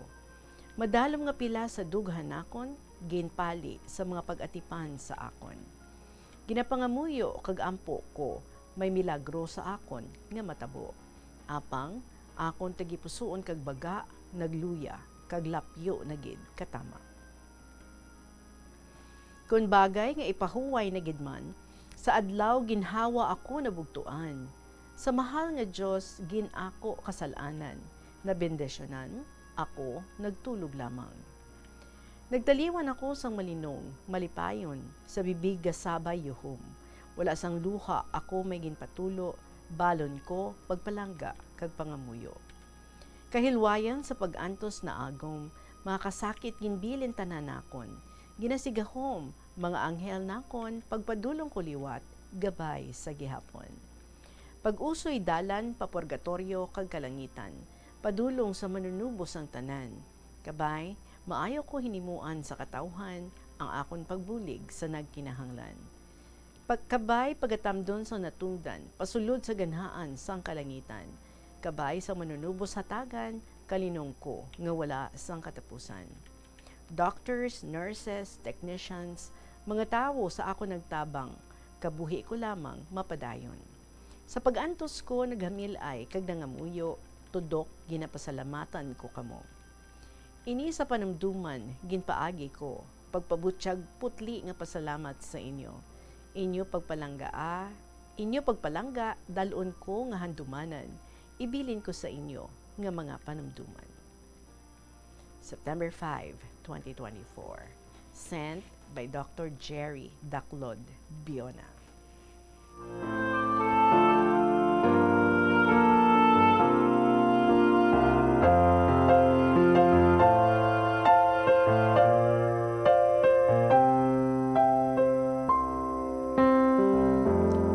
Sir, salamat gid sa imo nga gin-share nga ini nga imo gid ginhimo in honor sa imong mother who will be celebrating her birthday on November 30. 4 kabilog ang ngalan. Kaya gid-explain mo gid diri sa amon tanan. Salamat gid sa imo nga liwat nga pag-share diri sa kahapon lamang program. 31 minutes after 2 o'clock, magapanambalik kita with a story from the crying mother of the Sugarland of Iloilo, si Girl Friday ini siya. Pang Friday ang iyang mga stories. Magabalik kita, this is Tita Regine and this is KLP. Kal nga mga pamaagi, agud makakinot sang tubig. Sa kusina, magamit sang yahong ukon labador sa paghugas sang mga ulutanon ukon prutas.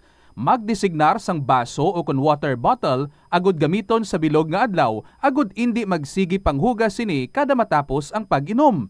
Kung aksidente nga may nahulog nga ice o kunyelo, hindi ini pag-ihaboy. Sa baylo, ibutang ini sa mga masitera sang tanom. Kung may bilin man nga yelo o kung tubig sa baso nga ginimnan, tipunon anay ini sa balde, agud ibunyag sa mga tanom antes hugasan. Paano ba lamang kalikaw sa aksidente sa dalan? Yari mga tips nga dapat tandaan sa tion nga nagamaneho. Una, likawan ang masaming nga pagsaylo sang linya. Ang swerving o kung pagsaylo sang lane sa isa kadelikado nga maneuver nga masabi ginatunaan sang bunggo anay. Kung himuon ini, siguraduhon nga may bastante ang oras kag espasyo. Ikaduha, i-check ang blind spots. I-check ang mirrors kung clear ang Plus Wala di Iloilo, Billboard of Activities for November 23 to 29, 2025. Rock music is their game and Valhalla Band is their name. Updan naton sila sa isa ka great rock entertainment sa ining Nobyembre 29, Sabado, sa concert at the Plaza, magasugod alas 6 sa gabi. Sa tion sa musical show, napulo ka mga matahom nga Plus Wala di Iloilo Special Edition Mugs, kag madamo pa nga iban ang iga-paraffle sa mga suki sang Plus Wala di Iloilo. Sa November 30, Domingo, ginagdang tanan nga mangin kabahin sang Eucharistic celebration nga paghiwaton sa latulda sa mga adlaw alas 11 sang aga.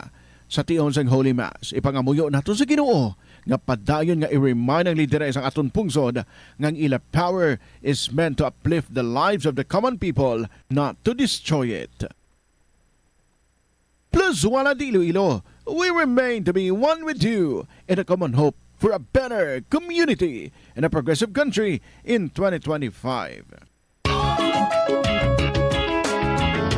Yari ang isa ka praktikal nga paagi agud makakinot ikaw sang tubig bisan sa panahon sang tig-ululan. Tipuno ng ulan, Gamita ang balde, drum o kon rain barrel agud makatipon sang tubig nga nagailig gikan sa atop sa tion sang tigululan para maggamit mo sa pagpanghugas o kon pagflas ang kasilyas. Pagi sini hindi mo na kinahanglan magpanag-ob kag hindi mo na kinahanglan magpatubod sang gripo, gani makakinot ka sa balayran sa inyong water bill. Ini nga pahanumdom ginadulong sa inyo sang Flow Water Resources Incorporated, watering the seeds of progress. The Farmers Bazaar, your traditional public market with the touch of Plazuela Dos, ang isa ka lugar nga gintukod sa tion kag sa kasagsagan sa COVID-19 pandemic nga may tinutuyo nga maghatag sa imo sang safe marketing experience. Subong nga ang COVID-19 hindi na gid man dako nga pamahog kag nagapakadto na kita sa next normal. Rest assured nga ang Farmers Bazaar will further evolve agud yung magpadayon sa paghatag sa inyo sing satisfying marketing experience. The Farmers Bazaar. Sa lower level, tara na pahamtang ang fish, poultry, kag meat section para naman sa inyo mga kinahanglanon nga prutas, utang kag iban pa, magbisita sa upper level, pinaagi sa paggamit sa hagdanan o kon sa pagkadto direkta sa parking lot. The Farmers Bazaar, your traditional public market with the touch of Plazuela Dos. Tanan kita mayara sang bulig agud pakibatuan ang climate change. Magamit sang bag nga pwede magamit sang liwat-liwat agud mabuhinan ang plastic bag nga ginahaboy. Bangod dinhi nagatugas ang greenhouse gases. Ikaduha, hindi masumi magamit sang computer. Kung 4 ka oras lamang sa isa ka adlaw ang imo nga paggamit sang computer, makabuhing ka na sang carbon dioxide emission nga 83%. Kay diri na kita sa sulat ni The Crying Mother of the Sugarlandia of Iloilo. Mahal kong Inday Regine.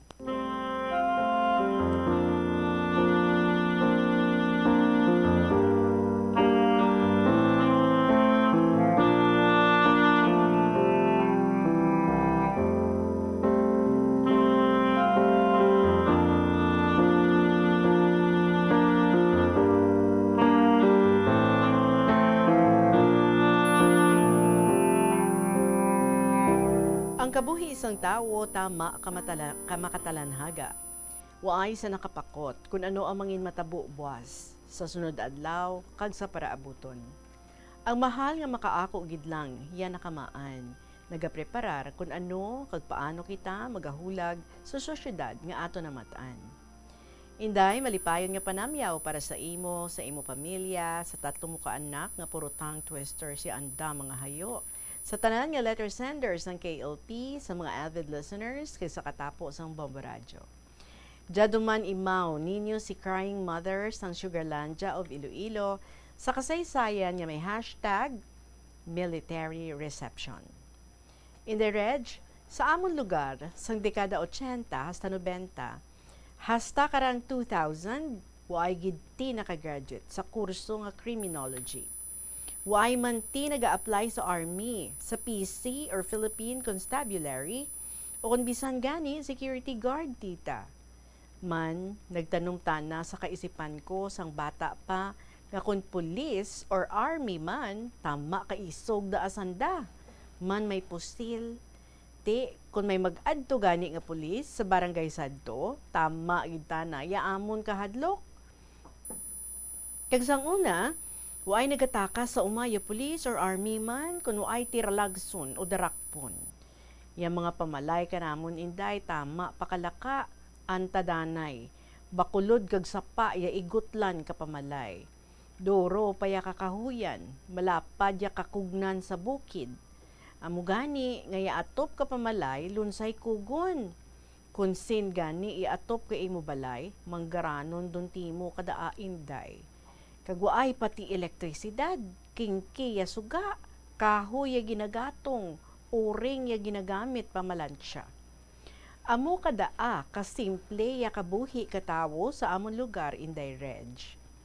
Sa pihak nga bahin, nagimudos ya amon ginikanan, way ti pahuway, way ti holiday sa pagtrabaho sa bukid. Lamang mapaeskwela kami. Samtang nangin mainantuson, masinulundon ako para malabot ya mga handom nga makaluwas sa miserable nga kahimtangan sa pangabuhi.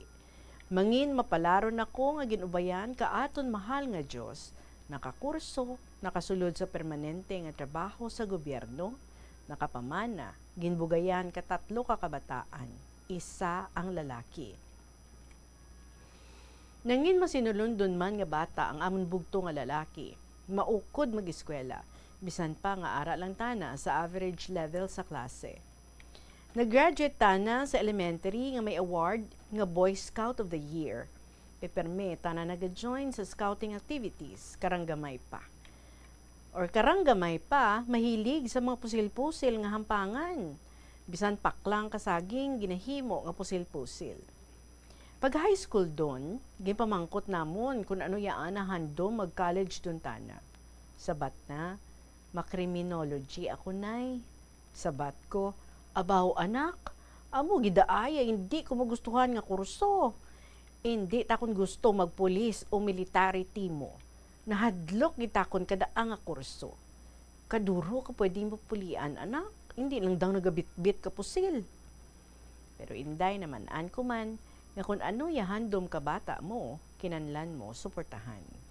Hindi ti effective nga parents' choice siya matuman, kundi suportahan, yaluyag kaghilig ka bata. Nag-enroll ya amon bugtong sa University of Iloilo sa kurso nga criminology. Nangin matuto mantana sa pag-eskwela. May mga barkada mantana, payhambal na kanamo ni tatay na, nga lunsay man mga matutom sa klase ya ginabarkada na. Man, always ko tana ginapamangkot, ginausisa, tell me who your friends are and I will tell you who you are.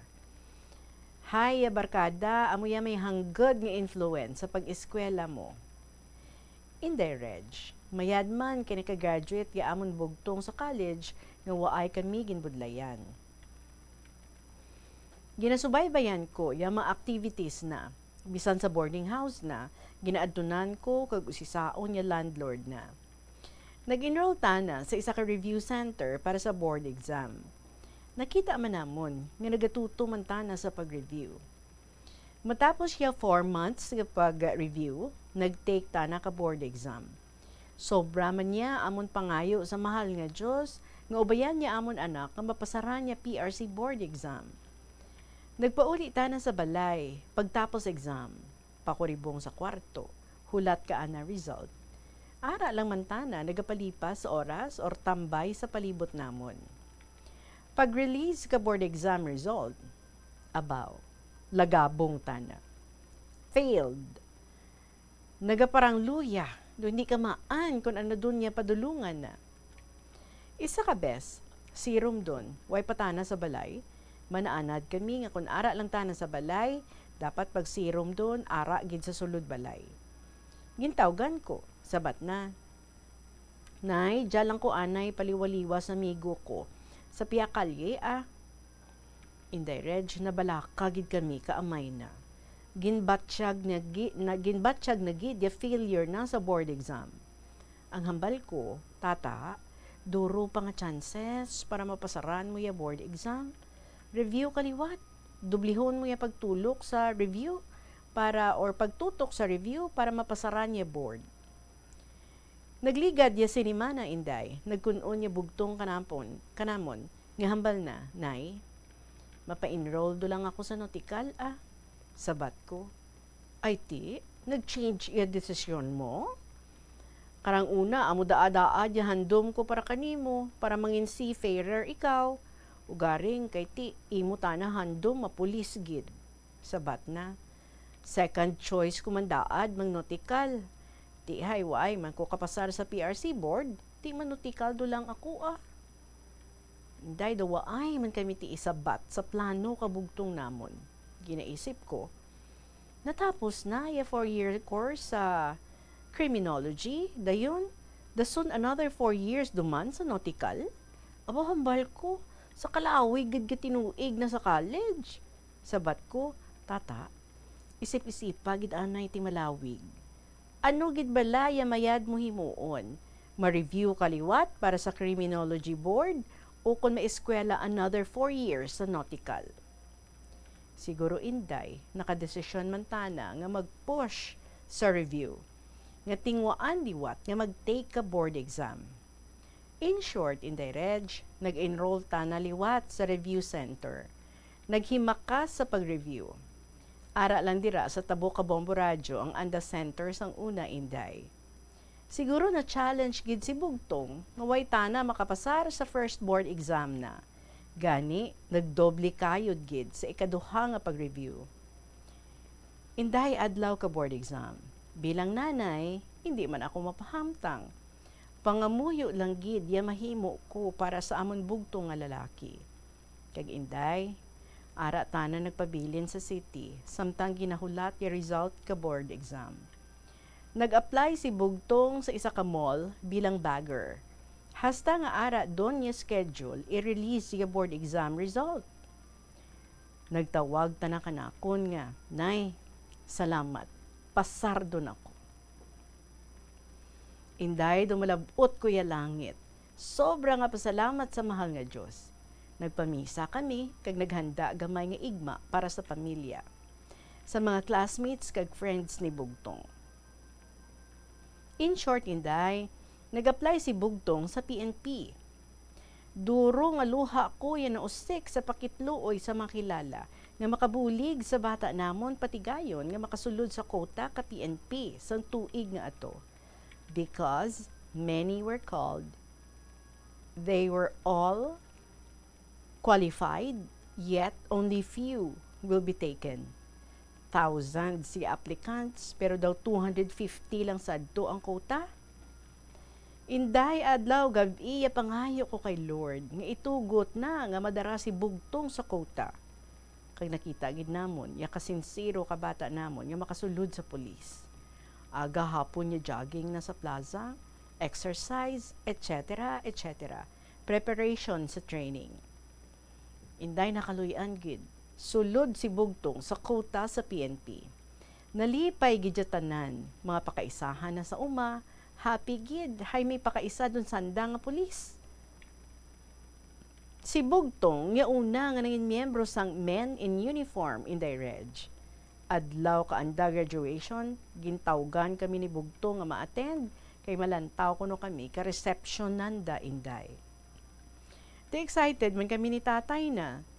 Sang arata na sa headquarters sa Fort San Pedro. Why gid kami makabaton katawag o text man. Kay bawal ang cellphone kananda. Igo kami matawgan. Amo doon na to. May reception doon kuno sanda. Inday, ang pagkaintindi ko sa reception sa PNP, pareho sang sa DepEd nga may formal program. Ngaya guests makapungko. Kagya mga graduates, may ceremonial march or entrance. Iba ang dating pag-abot namon didto. Ya mga trainees ara sa ground, puro lutak. Man bag-ugid ang ato magkabos ya Baguio Frank Inday. Nga sadto nasulong kabaha ya Banwa ka Sugarlandia. Ang munisipyo hasta sa second floor ya tubig baha. Tuya sa headquarters ara sa ground ya tanan nga trainees. Puro lutak. Push up, snake crawl, kag kung ano pa nga klase training ya amo nakita. The 100 times nga libot sa oval, samtang ginabuhusan sanda ka tubig halin sa fire trucks. 4 ka fire trucks ya nagalibot, buhos ka tubig kananda. Kamitana nga parents, ara lang sa higad, nagatindog. Ang hambal ko ay, amo jagali ya reception tana sa PNP, abi ko may programa, may entrance march, kag seated ya tanan. Gali, kay ma-observe kami kung paano ya training kakabataan namon.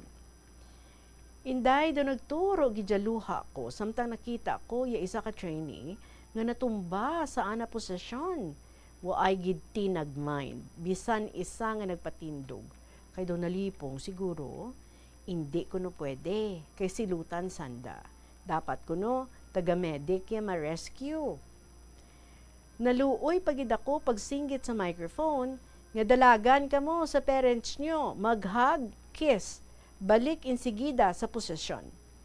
Abaw Inday, amon bata, tapos kupo ka namon, ngayo dayon tubig, puwerte ya kauhaw. Dalagan duman, balik sa linya nanda. Nagpauli kami nga waay gani makaistorya sa bata namon. Husto lang gid nga nakita ka mga ginikanan, ya sitwasyon kakabataan sa sulod. Matapos siya pira ka bulan, ginsaylo sanda sa Bakyas, Mansilingan, sa Bacolod. Didto duman ginpadayon niya training.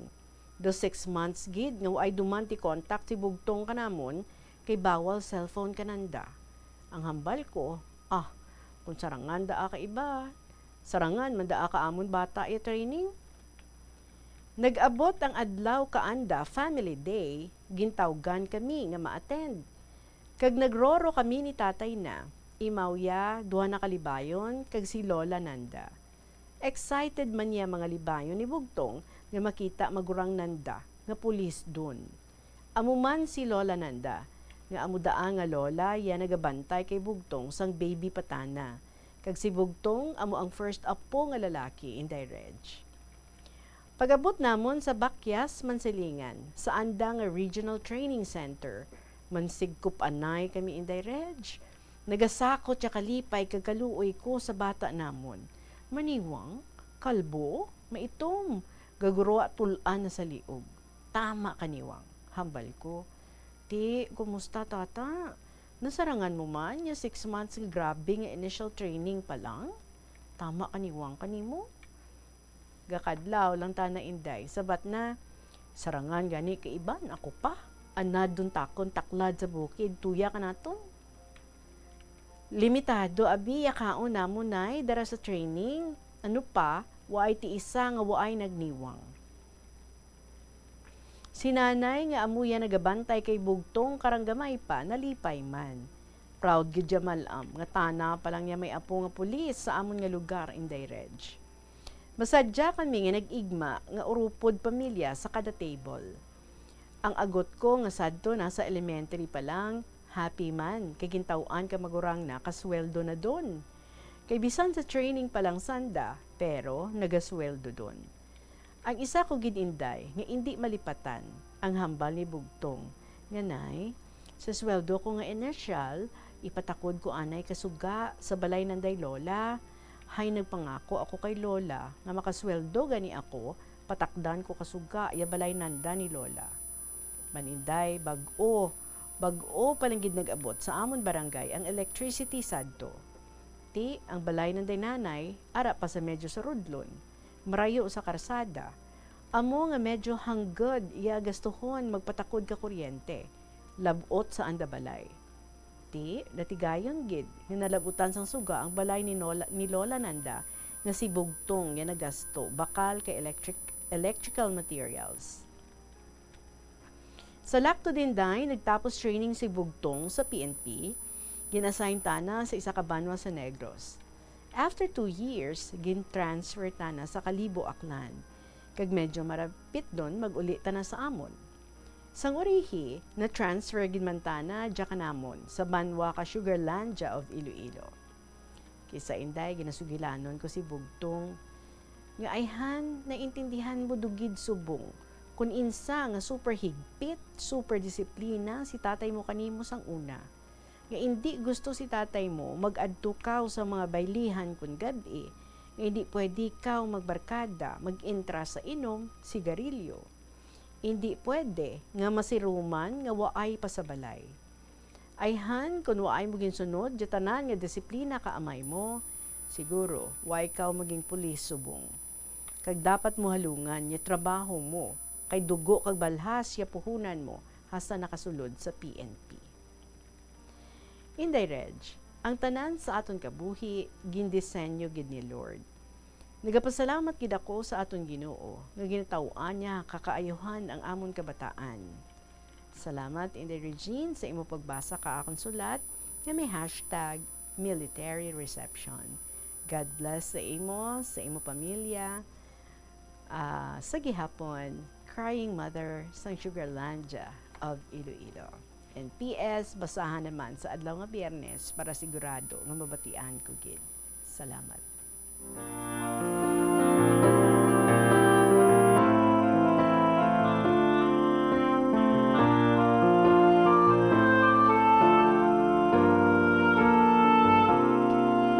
Well, congratulations gid sa imo, kag sa inyong pamilya, and especially sa inyong bata who made history sa inyo dira nga Banwa, the first ever nga police sa inyo nga Banwa. Well, I am sure very proud gid kamo and very happy para sa inyo nga anak nga naga-look back gid, no, kay naga-appreciate sa tanan-tanan nga inyo nga ginpangabulig sa iya, naghatag inspirasyon to keep going and to keep moving. Kay kanami man sa iya, no, first sweldo niya ang natipon niya. Actually, pa to sweldo, no, though the allowance pa lang, ay di training na.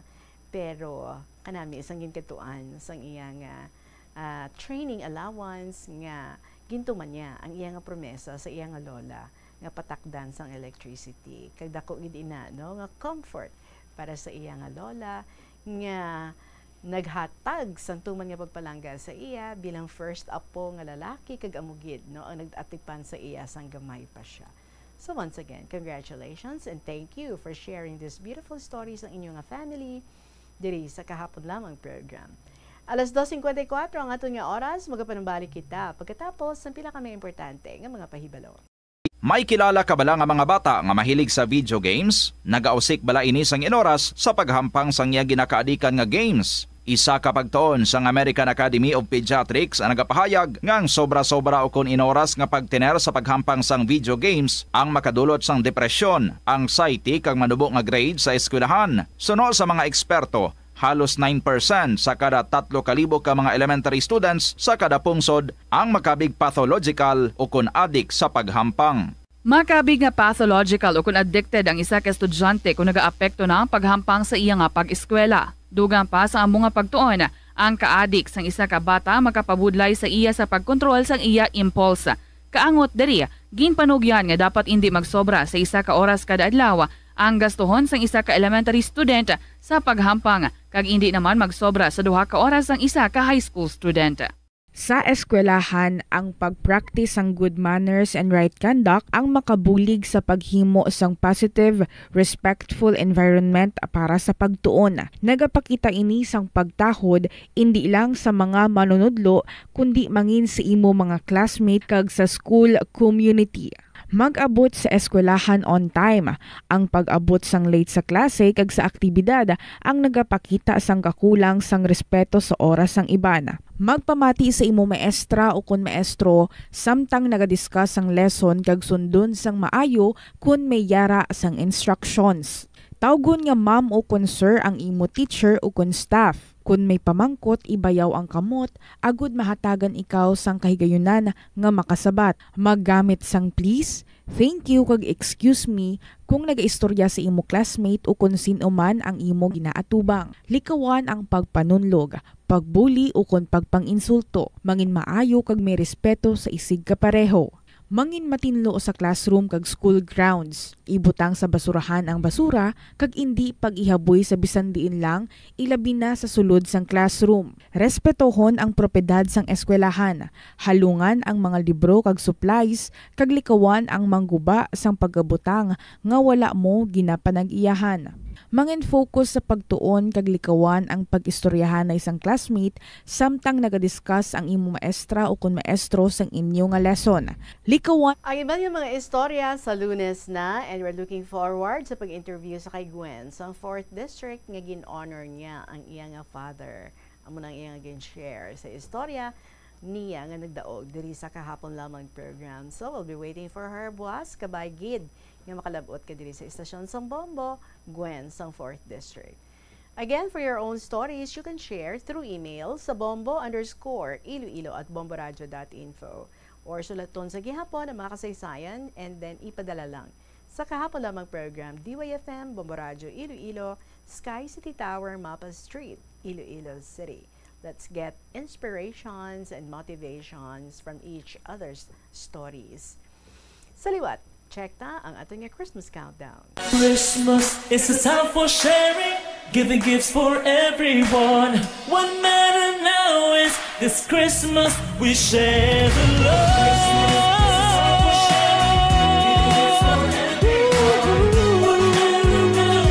This Christmas we share the love.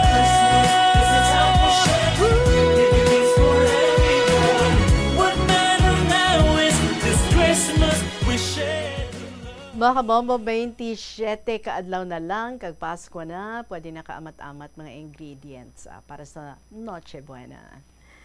Magasunod naman ang mga dramas nga inyo ginakalangkagan after sa kahapon lamang program, si Tuyang Ermitanya, pagasundan sang Provincial Jail, kag ang Dear Diary. So enjoy!